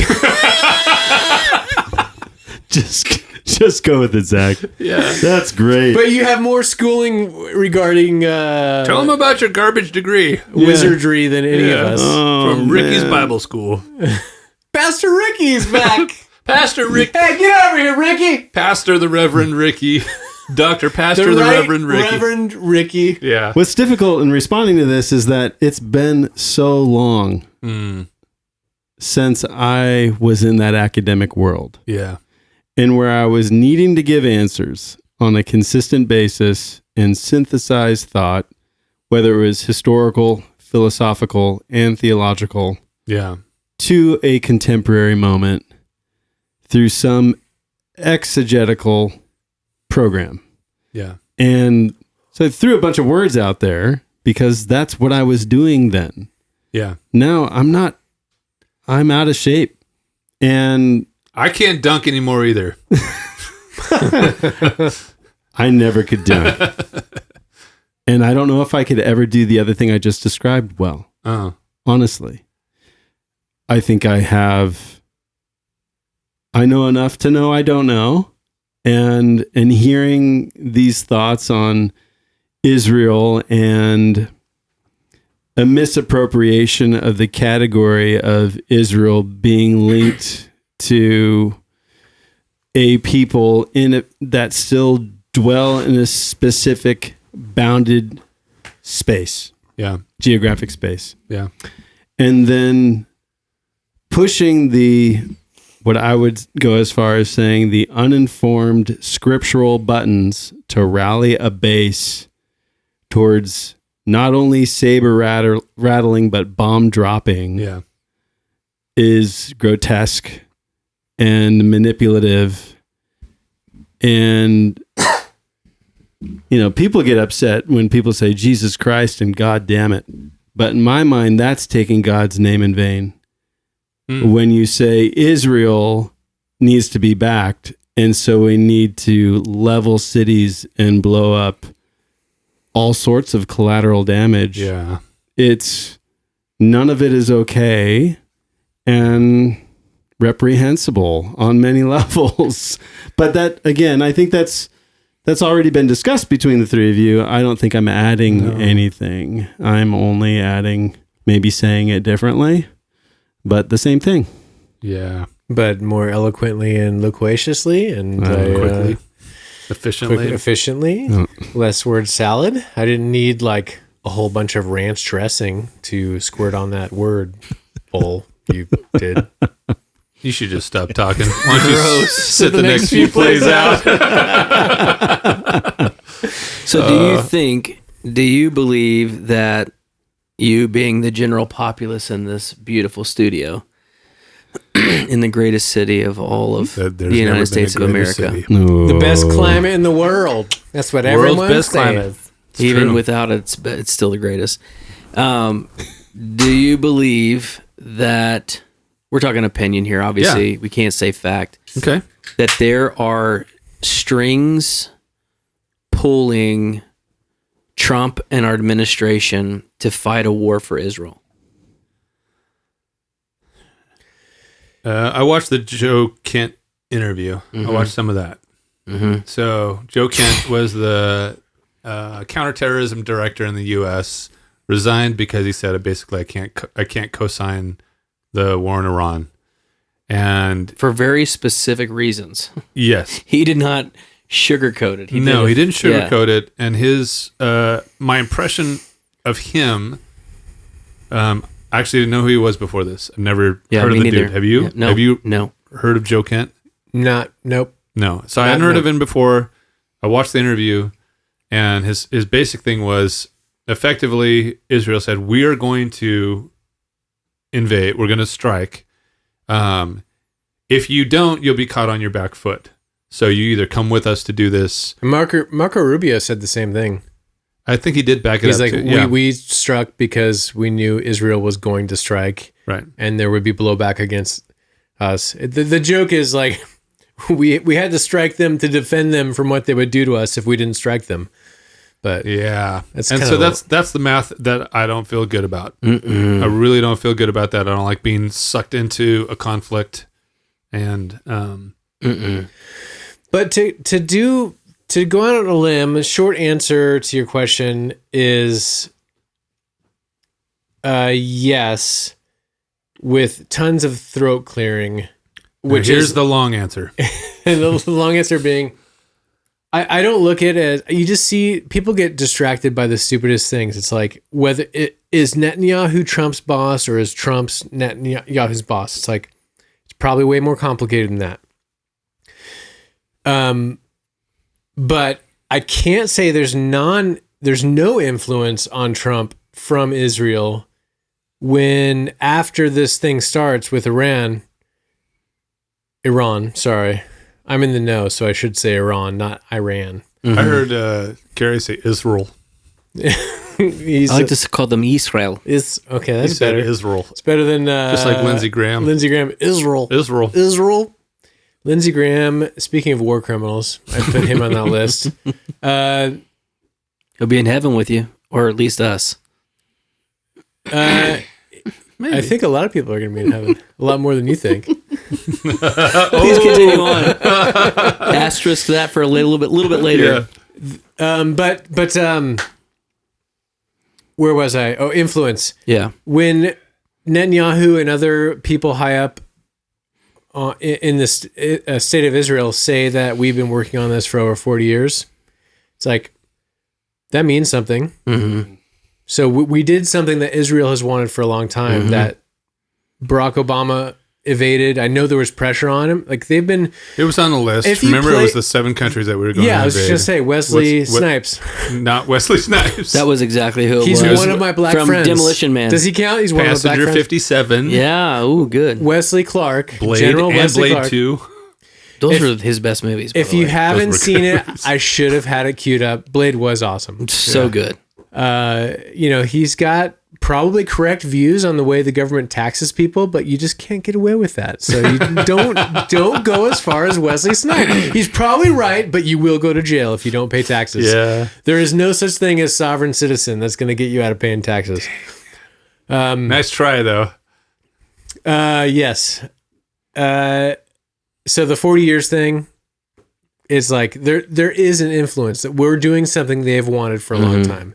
Wesley Clark, the general, if you look up the 7 countries in however many years, they got the years wrong, but This was the last one. We're hitting all of the countries that it's been a plan for a long time. Yeah. And this, You know why, right? tell us. Netanyahu wants to reestablish the biblical boundaries of Israel. See? Israel. In 1994, I think he made that statement clear. I could be Google fact check it. I'm sure your listeners will. But yeah, that's the problem I have with so the sorry, I cut you off. I'm sorry. No, it's okay. Zach. Keep going. The kind of the breakdown of the argument is are Jews God's chosen people today, or are they the children of God? That's a question. The next question is, what is a Christian's prerogative or responsibility to the people of Israel / the nation state of Israel? And then what does it mean to be Zionist? So is the statement, I'm a Zionist, does that mean that I believe that Israel has the right to belong as a state? Well, I think that's a valid question, and I don't think I have a problem with saying that Israel has that Israel does have a right to be a state.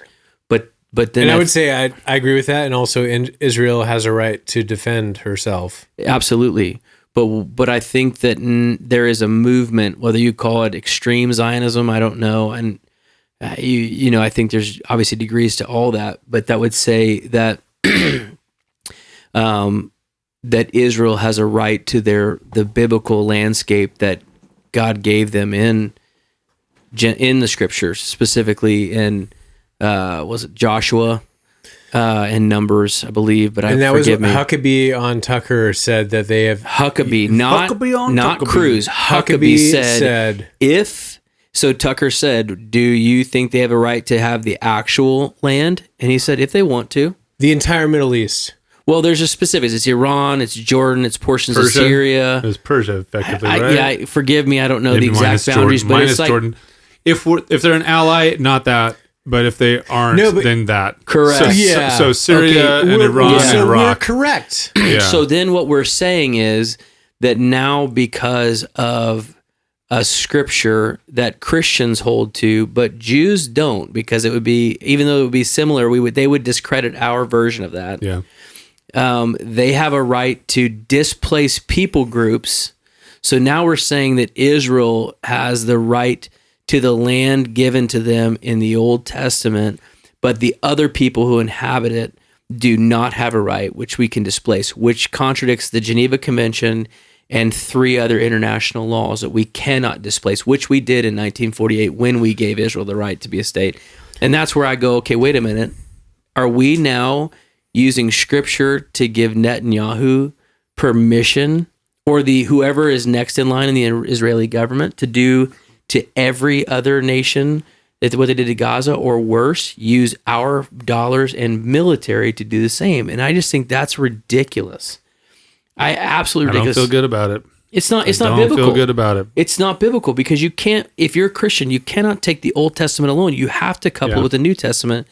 And I didn't hear what Colin, it's not biblical, and it's maybe even not even Christ-like. It's not Christ-like. Right. I want to Well, you can't be Christ-like without the Bible. He's trying to throw true. He just tried to throw your horsey right now. Yeah. You can be biblical without being Christ-like, depending on how you want to cherry pick. That's fine. That's okay. That one's easy. And though. he's like, okay, Zach. No, that one's easy. you're right. Okay. We're not. Let's not detour. Because there's bad examples in the Bible. Yeah.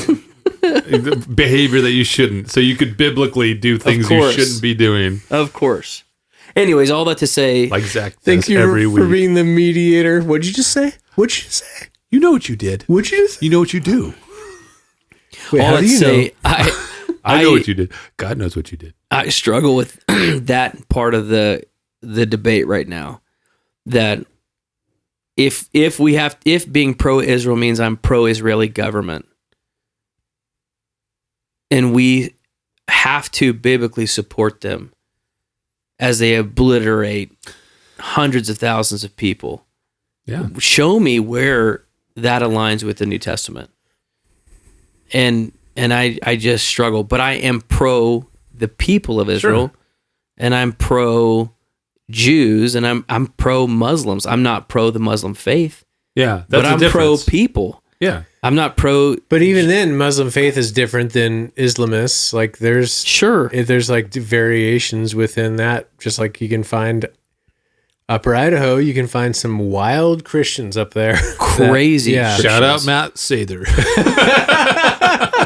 I don't know who Matt Sather is, but shout out. Just wait. Dude, you guys would just put your calves together your and calf there brother. would be an explosion. Calf, brother. Yeah. There's not enough room in this studio for all those calves.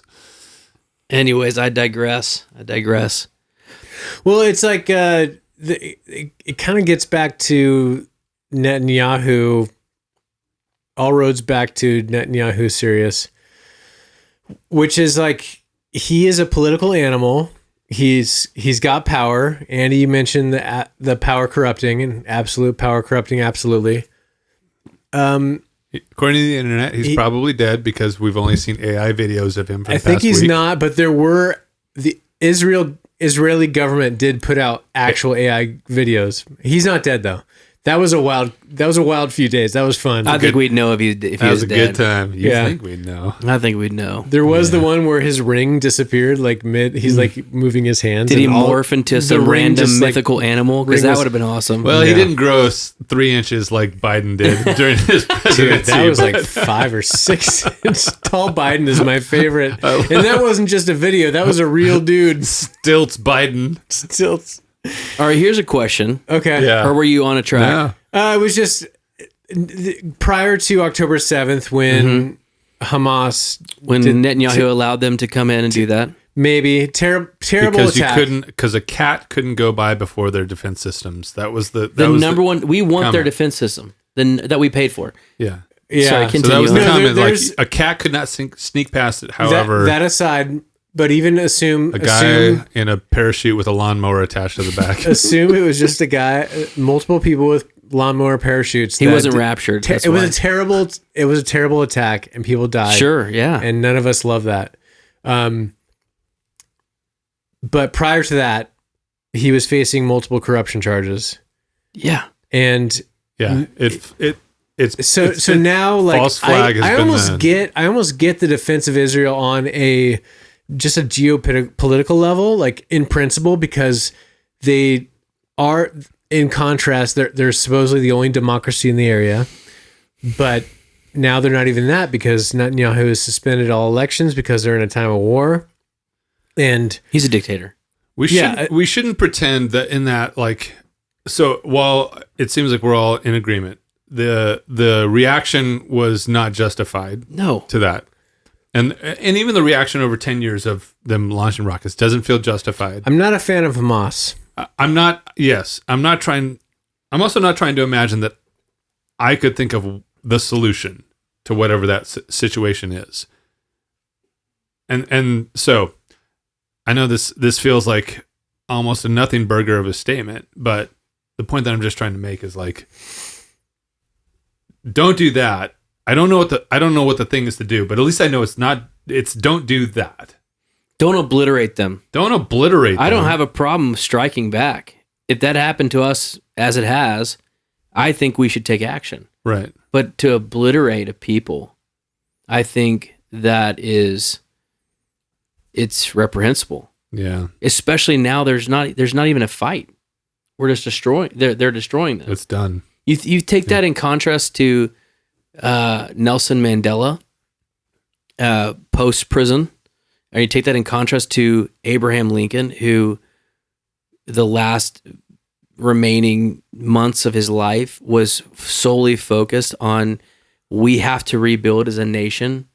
We've got to find a way forward. It was completely different. And even some of the Union generals who were retaliating, he reprimanded them and fired and removed them because of what they're doing. Whereas in the South, the generals were going in and just torching everything. Oh, yeah. Torching everything. And Abraham Lincoln was like, hey, the goal is not two nations. The goal is one nation, and we've got to find a way forward. And that is not the sound that you hear. And if I could be candid, what's reprehensible to me, for me and as a professional Christian, is that sound has also come from pastors in this season. And that has been the biggest like gut punch. Like, why would we? I am pro securing your borders and protecting your people, even if that means we go to war. I'm pro that if it's protecting your people, but not the obliteration of another people group. And so when pastors, I feel like I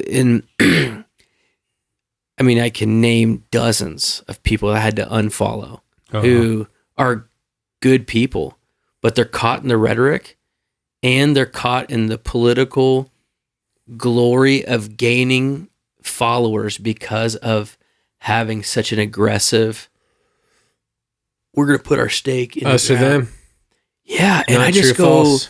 I go, wait a minute. I don't know that's the soapbox Jesus would have stood on. And I don't want you to hear what I'm not saying. I'm not a pacifist by any stretch of the imagination. And I am... He's not a waif like me, is what he's trying to say. I'm not saying that. Look how hard your legs are crossed right now. Yeah, I'm violating Adam Carolla's leg spreading logic. You're the deepest V-neck of leg crossing. You are early, such a good word early picture. 2000s emo. Yeah. You are the My Chemical Romance If of you had leg a crossing. scarf on right now, it would be the total picture. Oh, there you go. There's the dirty progressives in your midst. Colin is crossing his legs. dirty like me. progressives. Colin and I are merging. all night long. Colin's cross is nowhere. Is Colin a progressive? According to my quiz from 2 weeks ago, Colin. Oh, okay. Well, in that case, it's factually accurate. I was Colin, too. Yeah. That's a shocker. Yeah, That's whoa, a shock. I'm glad you're sitting down. That's a shock. Yes. Anyways, that's been the most mind-blowing. Has there been, okay, you mentioned some of your family tends to like maybe toe the Huckabee cruise party line. And so I know that you tiptoe through those conversations. You try to be like cautious, patient, and loving with them. What's funny is there's like this giant family signal thread that now some of our either near adult or adult nephews and nieces are a part of this signal thread. And as well as some journalists from the Washington Post. that's right. Oh, okay. Who added that Deep cut. But they, most of the stuff that's shared is just like fun stuff. But things have come up, and my brother's posted things, and we all know and love Jeremy. And he and I have gone Jeremy, back and I forth. don't know you. I do love you, though. Yeah, because you love people. There's not a You're sweeter. a people There's person. not a sweeter soul on the planet. Oh. Yes, sweetest soul. And so we've gone back and forth on some of this stuff, and to where like I kind of got the impression nobody else is reacting. I go to him privately, and he's like, "Yeah, it doesn't seem like anybody cares." And I actually voice memoed him. I'm like, I just need you to know, because text is bullshit. When you're just texting people, you can read all kinds of garbage into that. Yeah. I just want you to know, like, in all my disagreements, this is totally out of love, and like I love you, and he's like, totally awesome. Also, I can tell none of the family cares. So now like we're arguing on back channels, which is good, but he's definitely more on the Daily Wire, Ben Shapiro side of things. And Yeah. Hey, that's happened for me. I'm sorry.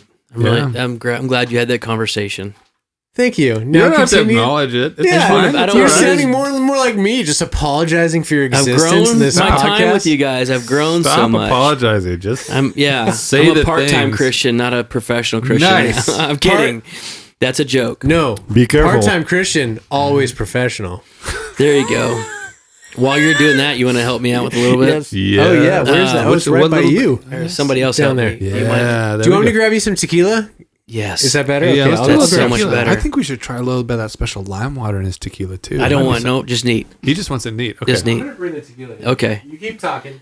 Well, so where yeah, I was please. kind of going was I know that he's had these like family kind of discussions. You mentioned that like there's people who are removed from you that you've had to unfollow.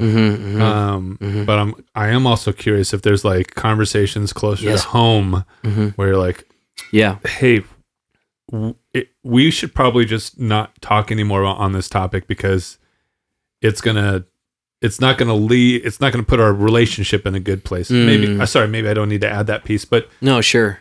but minus that last sentence. Are you also encountering this with closer to home relationships? Just about a finger.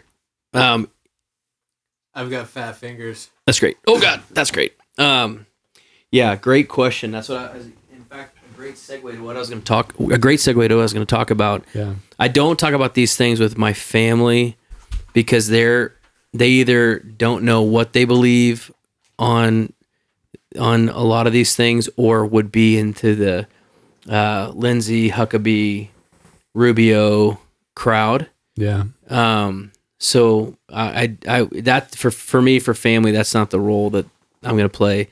The ones I was referring to earlier, as far as social media, those are people that I'm acquaintance with. Okay. If we were at a conference, we would have dinner together, but I also do that with anybody. Sure. But I do most recently, I don't have good friends. I don't make good friends with people that you can't actually have conversations like this with. Otherwise it's an echo chamber, or to me, it's not an authentic relationship. So my closest friends, this is the conversations we have. Yeah. And they're electric. But I recently had some experiences where I realized, we're on different sides of this. We don't see eye to eye. And I thought clearly you would. And even in some of the heats of battle, if you will, some blanket statements were made like, well, you believe they're the children of God, right? And I said, yes. And then I followed back up with a text. Hey, what did you mean by that? Because I don't know that I believe what you were saying. And I said yes because I was in the middle of it. But then you know how you leave a conversation and you process. You're like, wait a minute. So even when this most recent, what's it called? The strike in Iran, what's it called? Epic Fury. My text thread blew up, and all of these guys, we've done podcasts together, and they're some of my closest friends. So even when they watch this back, I have no problem saying this with them on there. We just got into it, and we started diving into the throes, and I was like, we can't do this over a text. Yeah. First of all, let's get on a freaking pod. Let's do this on a pod and let it be real. Yeah. And even if we say some things that are are wrong and that we may disagree with what we said 3 months down the road, let's freaking do that. Yeah. Because that's what's needed. And so, but I think for me, what do you call it? Word salad? No, it's good. You're not word salad. Okay. I know what that looks like. I know what that tastes Even like. if you are, I've tasted the word salad. Some word salads, some salads are better than others. Well, True. yeah. There's protein in this salad. Okay. So what That's that even has grosser. done, What the fuck? what that's done for me, as with Calf meat. many conversations with you guys, Good save. not Colin because he doesn't like to hang out with me, but as with many conversations, it forces me to go, do I actually believe that? Do I actually, what's my insight? And am I on a platform on either side of an argument that is a house of cards? Dude, Does I that make appreciate sense? I appreciate that about you so much. I do. Because I think you're a guy of strong convictions. Yeah. And in the same breath, you're willing to challenge those convictions, and there's not a lot of people who are willing to do that. Who can hold those two things in tension. Who can both be like, I feel deeply about this. I know why I believe this thing. And if new information comes along, I'm willing to change my mind if this new information is more right than what I used to know. Thank you for saying that. There's not a lot of people who can do that. Well, I think for me, I appreciate you saying that, Andy. I am a person that's driven by convictions and values. That's good. That's probably my greatest strength. Also, there's a dark side to that, which is what we're talking about. Because if your conviction or value gets challenged, if it's not actually steeped in real conviction, then it's just philosophy or it's just a house of cards. And so I would say that this one, the last since June-ish, that might have been when we met or hung out back here in your backyard. Yeah. And I let that conversation. Well, behind the scenes, like it was just a real world hang. Cigars and bourbon, and like we were just and our like wives were there hashing this stuff out a little bit. And I get heated, which I like. Which is good. Yeah. No, but your heated is good. But I left that. Your passion is not pointed in the wrong direction. You're not. Sometimes it's not a hammer on people. Well, I'm glad to hear that because I just had a recent debate with a hero of mine, a distant mentor, about this. Oh, and he didn't leave the table, but 3 other of my pastor friends did because it was awkward. But and dude, he was such a great mirror for me. And he was like, "Well, I want to hear what you had to say, but the way you said it was like it's fact, and it's actually your opinion." I was like, "Dang, okay." All right. So anyways, and I thought, oh man, I just lost a hero. But then he texted the next day, hey, check this out. I was like, oh, so he's very base. He's almost 70. He's seasoned. He's not an immature stoic kid like me. It was helpful, but it was conversation. I left that conversation with you guys and remembering the things that I had said. I was like, oh, I made a very factual statement. I don't know if I know. Okay, I need to check this out. And I trust Zach and Andy that they're not idiots, even if I don't align with what and even they if believe. we're wrong. Doesn't matter. There's potential like, okay, I trust these guys enough to know. Everyone in the conversation has thought about this. Yeah. And I think, so to go back to your question, I have seen that in not good friends, some of my best friends. Yeah. And it has forced me to go, okay, where do I actually stand on this stuff? But also this one specifically, more than dispensationalism, when I kind of debunked that in my theological journey, I go, I wonder what else. If that makes sense. I'm not going to deconstruct. You might be slippery slope. Slippery slope. That's what I'm hearing. Go ahead. But what it used to be called is spiritual maturity. Right? Yeah, that had been, and I actually feel like the term spiritual deconstruction may have hijacked the concept of spiritual maturity in some ways. So absolutely. So while I see yours closer to the concept of spiritual maturity versus Really? Spiritual demolition, which some will the substitute of deconstruction, which is like I'm trying to find words for I'm done having faith. Yeah, or my feelings were hurt, so I have to now my cognitive dissonance kicks in, and I have to make you the bad guy. So therefore, I'm going to change. So I'm not deconstructing. Yeah, my experience was bad. Yeah. How can I? Therefore, for anyone in our church listening, I'm not deconstructing my faith. No, I don't. You're just rearranging deck chairs on the deck of your spiritual Titanic. You're fine. When I got to this thing, Titanic. When I got to this concept, the part that was the hardest for me to chew on was the fact that my base in both spiritual and political arenas were on the other side of the political and spiritual arena of what I walked through in 21, which was the hardest year of ministry I've ever gone through. And I was like, this is not New Testament gospel-centered theology. And that was where I was like, so like today, I'm a registered Republican. I'll probably vote Republican in the foreseeable future. I voted for Trump all 3 terms or all 3 elections. I don't think that he's represented what some of the things he ran for. That's another conversation. but I don't call myself a Republican. I'd say I'm a conservative, but I'm not a neocon. And Yeah. There's a difference. I'm not a progressive conservative. I'm a traditional conservative. And so I started to realize, oh, there's some things here. And so all those are whittled down. Sorry, keep going. Without like, I don't think we need an essay on it, but like, what are a couple of the key things? Because these terms, I think, are worth defining. Sure. Like what it means to you when you say that may not mean the same thing to Zach or Colin or me. Mm-hmm. But like a couple of key things, like that ground you in that definition of yourself. Yeah, I'm not. Everybody could call themselves a neocon or say it's used as a pejorative now more than anything. But so the definition means something, but that doesn't mean that's what someone believes. But a neocon would be, I'm gonna hold to an aggressive, what do you call it? International policy, foreign policy.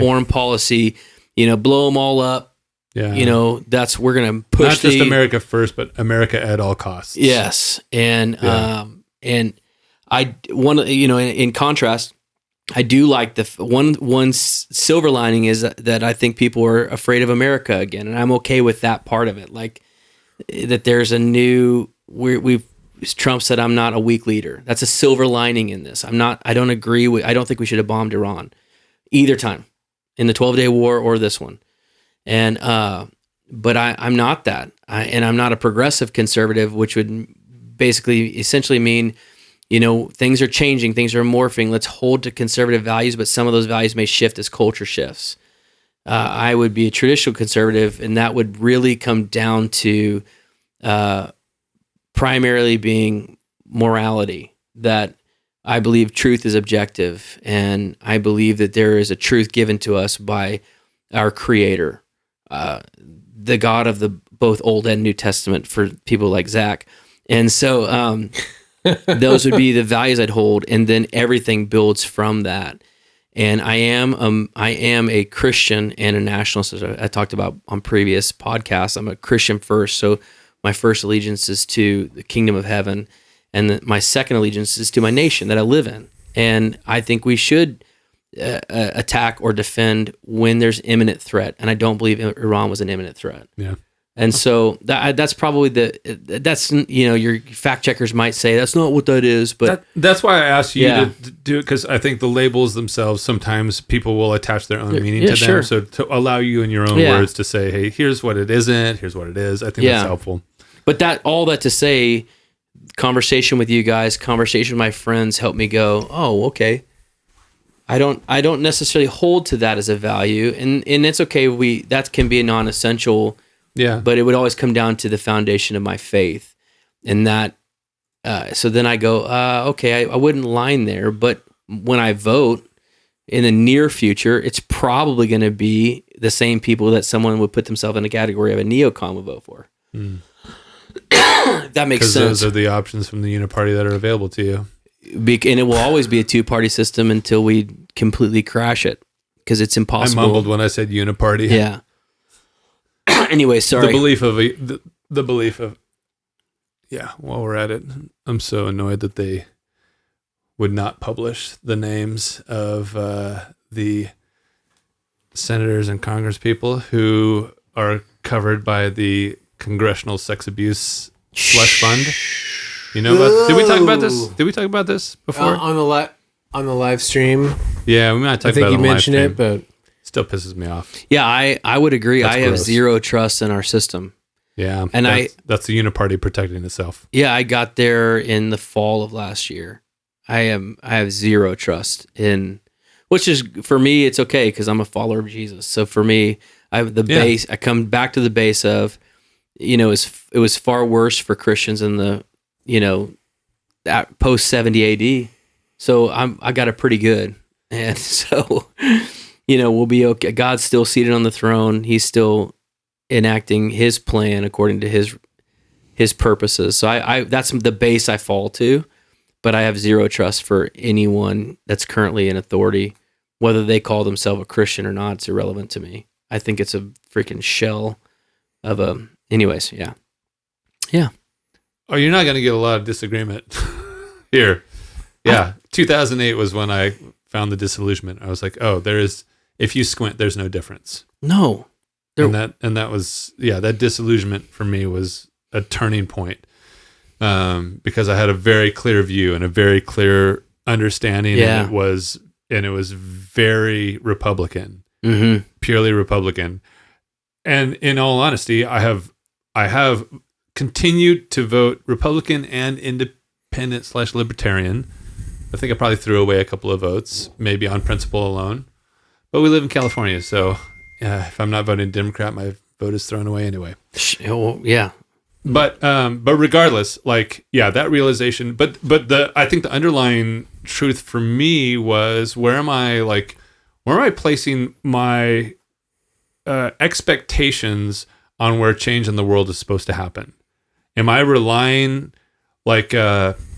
there's some connection between my belief that government will take care of things and the idea of how government effectively enforces charity at gunpoint, quite literally at gunpoint, right? That's a piece of the puzzle that when I hear a common progressive argument will be, we should tax the rich to make sure we pay for the poor, and it's a Christian position. It's James Tallarico's position that we should be doing this, and Jesus is very clear about that. It's a cheerful and giving heart that should be offering charity. We should be offering charity. But if that's done, again, quite literally at gunpoint, because that's what happens if you don't pay your taxes, that's not what the Bible describes. Snipes. Yeah, Wesley Snipes. Bring it on back. Do I need to say anything more? Yeah, but so I guess my point that I am rambling a little bit here, but that was a moment of disillusionment for me, and I went, gosh, dude, this position, or at least the weight that I allowed politics to have in my life, and my belief that there was this very clear line between two. I'm not saying that there's no difference.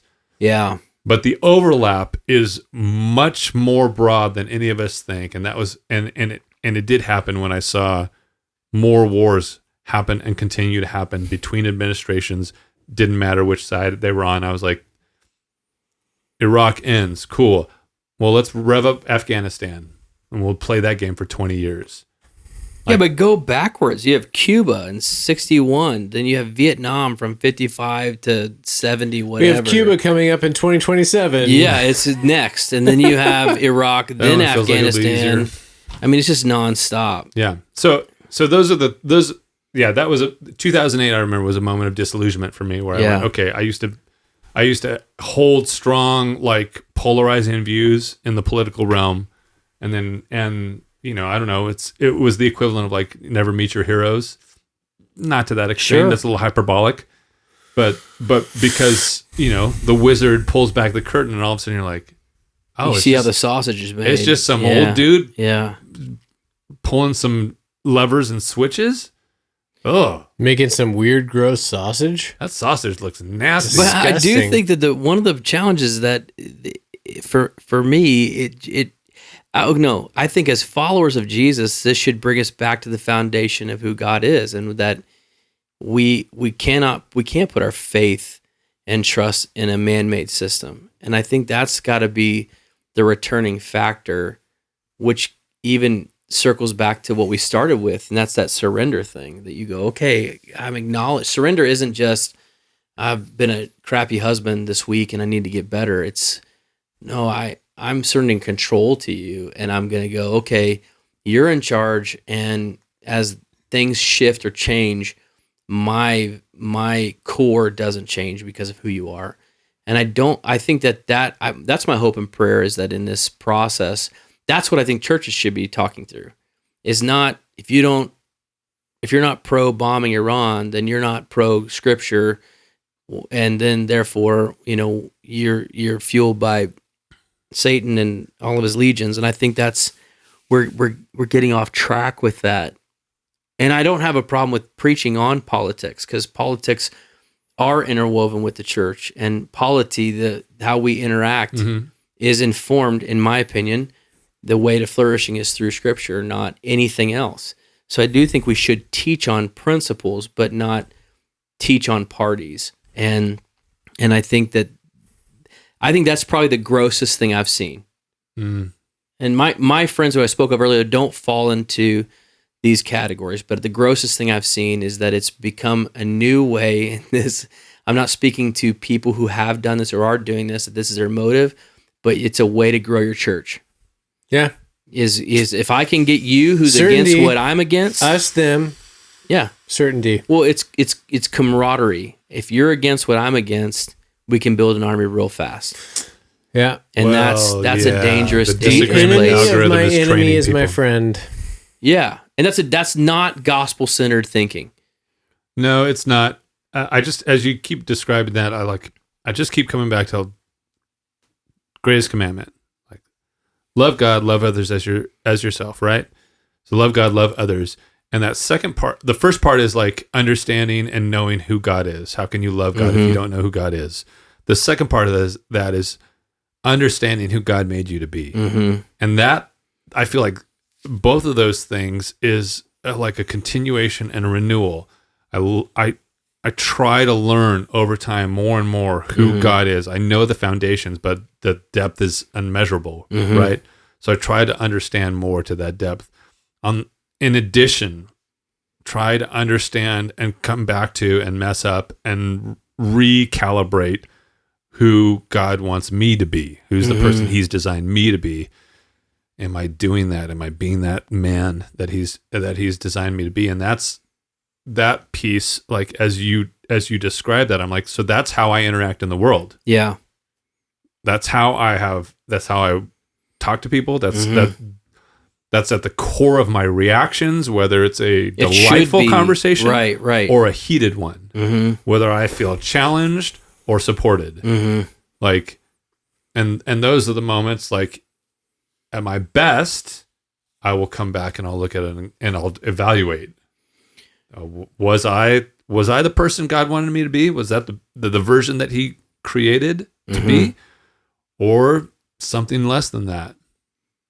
I do think that what could sound like a contrast to this, that part of my role currently as a pastor, I do believe that we do have to hold in one hand the idea that what you just said is 100% our mission, and I have a responsibility as a pastor to inform our congregation what I believe is a biblical response to current cultural things. I do believe that. So I don't believe we should not. You think about cultural hot topics right now.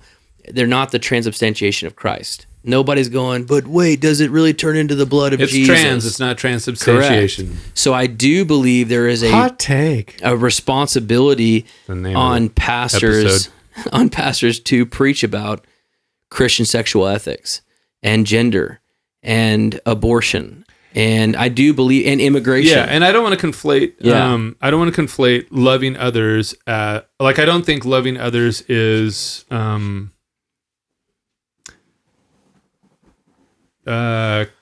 condoning behavior that Jesus doesn't condone. Like is being dishonest or like co-signing actions, activities, beliefs that are outside of what is clear. I'm not suggesting that everything in the Bible is clear. It's not all clear. That's okay. That's True. why there's been multiple scholars and takes on lots of different things in the Bible. But some things are more clear than others. No, absolutely true. And so yeah, don't interpret what I said as like toxic empathy. I don't interpret that. I feel like if anything, I'm dovetailing onto what you're saying. Yeah. But there is a version of that. And Also, toxic empathy is an op. We can talk about the next episode. You're an op. What does that mean, an op? When multiple people are Psyop. writing books about the problem of empathy, Oh. I'm like, there's something going on there. Kind of like Well, it is toxic masculinity. Have you listened to Scott Galloway? If you haven't, No. He's got a great take on. He's like, there is no such thing as toxic. Yeah, I was gonna say, I reject that masculinity term. is good. Yeah. And misogyny. There's abuse. There's bullying. There are things that get identified as I toxic. slipped some muscles the other day. I think there's something going on with the empathy thing where it's like Christians are being taught that like the empathy thing. It's like, no, maybe there's abuse. Wait, what does that mean? The empathy thing. I'm exploring this. Oh, okay. But when you have a secular atheist, Gadsad has perfect suicidal empathy. Allie Beth Stuckey has toxic empathy. There's multiple like atheists and Christians alike lately are exploring the idea of toxic empathy. I'm like, this is an op. I don't know what it is. There's something behind it. Maybe it's. We are also probably like seeing. It's in the zeitgeist. Good empathy is not bad, and the idea that the idea is that it can be though. It can be if it cosigns back. I'm putting it with like, I'm so masculinity is not bad. I know that so your life is toxic masculinity. And that you beat your wife because of it. And I that wouldn't be toxic masculinity. That would be abuse. No, that's toxic empathy. The toxic empathy could be I co-sign on your bad behavior. That's what toxic empathy is. Yeah. I think you're falling victim to an op. That's fine. No, fine. I'm losing Andy. Challenge. I agree. Challenge the concept. Don't get stuck on the verbiage. Co-signing on bad behavior, it is in the interest of saying, I just want to be loving towards you. I don't want you to feel like I'm judging any of your behaviors. As a result, I won't call out any of your bad behaviors. Right. So I know that you've come from an abusive background, Zach, and that you were treated poorly. Therefore, it's okay. That's not empathy, it's though. Okay. It is exactly that empathy. Is empathy. No, it's not. That would be because the textbook of empathy would be, I can't sympathize with you because I've not been abused, but you were abused, so I feel for you. Nope. Oh, okay. It's understanding what they might be going through and why they think the way they're doing because of what they've gone through. Yeah, I think you and I said the same thing. It's not feeling for somebody. Okay. It's not feeling for somebody and justifying actions. It's understanding why you're going through something. So that's why the concept of toxic empathy is important. Hold on. We got to land the plane. Here's the distinction. Here's the concept of toxic empathy is important because it's making a distinction between empathy and a version of empathy that isn't okay. So is empathy in and of itself a bad thing? No. Just because I didn't go through what you went through doesn't mean I can't say, man, that sucks. Why would you want to shit? Now, empathy in its purest sense is toxic good. Empathy. Is empathy in its purest sense good? Yes. Yeah. That's what I just said. So why would you want to dance around shitting on the concept of empathy? They're not, though. That's the point. You're dancing. No. Put off your dancing shoes. No, the point that they're trying to make is that what was a good approach, a healthy approach, got bastardized to excuse bad behavior. And that's the point that they're trying to say. Yeah, but they're weaponizing it against people. They're weaponizing it against Christian. Your language, by saying weaponizing, is weaponizing. I think that I think the problem is the same with your statement of toxic masculinity.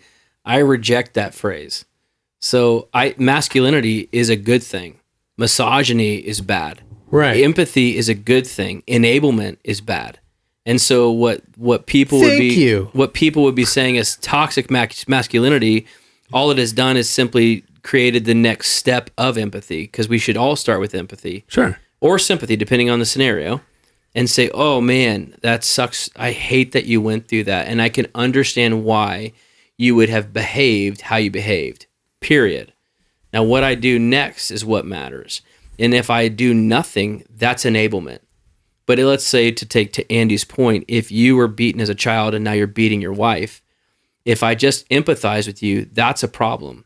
Because if I love you, like Jesus told me to love you, then I empathize, and then I say, your experience does not permit or allow poor behavior. And so that's what he's saying, what you're saying, but you're... Oh, I don't think he is. Well, what I'm hearing both of y'all say... We're going to go to therapy after this. Maybe I'm wrong. He wants husbands to beat their wives. That's what I did hear. I did hear. That's what you're saying. Because that's not what I'm saying. But if you're not saying what I'm saying, then then that's you what must you're be. saying. Yeah. You absolutely are saying. Us, them, true, false. Husbands, But be there true is a wives. culture of that, and the reason I believe is because it surfaces back to it. Part of the role of the church is accountability, and so if there is no accountability for behavior, then we live in a culture where it's like you live your truth, you do you, and then everything's okay. But really, what I'm saying is, give me permission to do what I want to do. But that's not empathy. That's relativism.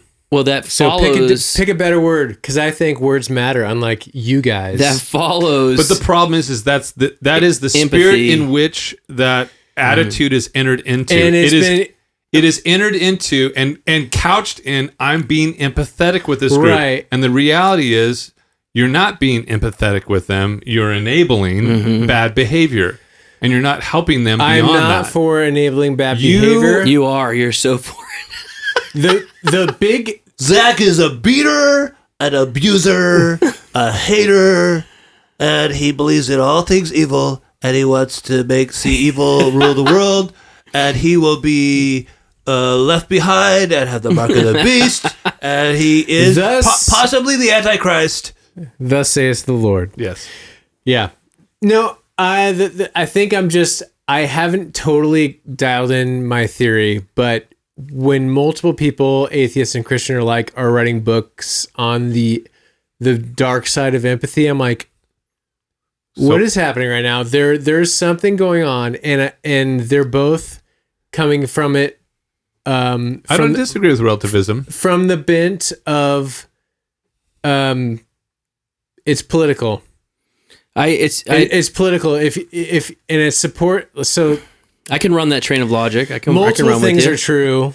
This is complicated. Maybe. It might be. But I think there is large swaths of the toxic empathy crowd are using it as justification to support everything Trump does on the immigration side of things. So I'm thinking of Ali Bestucky. And so any criticism against the way ICE is behaving is toxic empathy. It's suicidal empathy, to use Gadsad's thing. And I'm thinking, nope, you're being this. People are political operatives first. This is how they make their living. And so just have that in your mind. Empathy is a good thing. Is there no chance that it is a reaction to 5 years of woke culture? Of course, yes. Time to end the episode. This is true. is Bros, Bibles, and Beer. Andy is right on that point. Of course, these are all reactions. This is how the world gets better. I think It's that's why you see this. Wild pendulum swings. That's my theory, is that's why you're seeing this so much.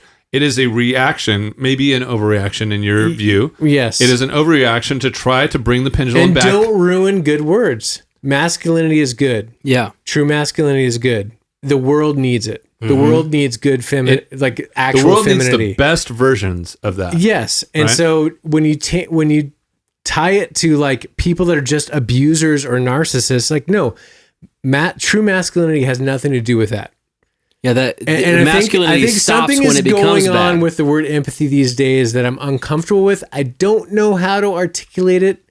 Obviously, I'm not doing it well for you guys, but it's like it's a new thought. It's like multiple people, atheists and Christians, are writing books on the same topics, and I'm like, it just strikes of an op. Like something is behind. Like, hey, we need influencers to like do this thing.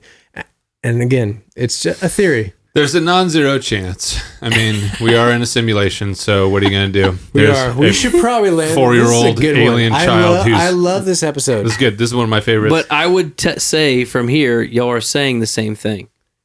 Probably. I'm just Maybe listening I to just you want to both correct talk. the way he's Yeah. using his words because words matter, and he doesn't think they do. Also, the mark of the beast I is would not say literal. the Just same for the record, thing. the mark of the beast is not literal. Just for the record, but continue on. Just Oh, want yeah. to go back Yeah. to the Yeah, his name is not Mark. original question. Yeah, his name is Mark, but it's not a big deal. Cuban, Yeah. Mark Cuban. Mark, the beast. Appreciate you, dudes. We did it. Yeah, we did it. This is good. I don't know Colin what we looks did, like- but we did it. Colin looks like he needs a vacation. Chilling like a villain. Dude, thank you, boys. I appreciate that. There's tons of feedback on the latest episodes. Dave Millsap is going back and forth. He actually sent me a long email. He's like, I'm going to send this to you because I don't want to lead people astray, because he's sharing deconstruction stories. Oh, good. Okay. Which is nice. I'm like, dude, this is how people get better. Share your truth. We should It's not what I said, but maybe we should have him dial in and share your truth. It's my favorite line. Yeah. It's the words that Carey lives by. That's what I live by. Yeah. Show You him just the tattoo. define truth. Show him the tattoo on the back of your calf. Yeah. And then you're good. anyway, so good feedback. Comment, like, and subscribe. Yeah. Hit the like button. Those all things that are great. stuff. Yeah. It does help the podcast. I know it sounds a little bit gross, and frankly we do feel a little bit gross when we have to say this, but the reality is, when you like and subscribe, things are going to algorithm, and so it helps the podcast grow. And what's really cool is we have been seeing some substantial growth within the last month. Let's Our last go. 28 days, we are taking off. The rocket ship is starting to go. 28 days later. 28 days later, Let's the go. rocket ship is starting to go, so I'm pretty excited about that. But for Zach, Carey, Colin, I am Andy. This is Bros, Bibles, and Beer. Grace? Base. Cheers! Cheers. Hey, Ricky! Yeah. Guess what Carey believes? Yeah. Dumbass! Yeah.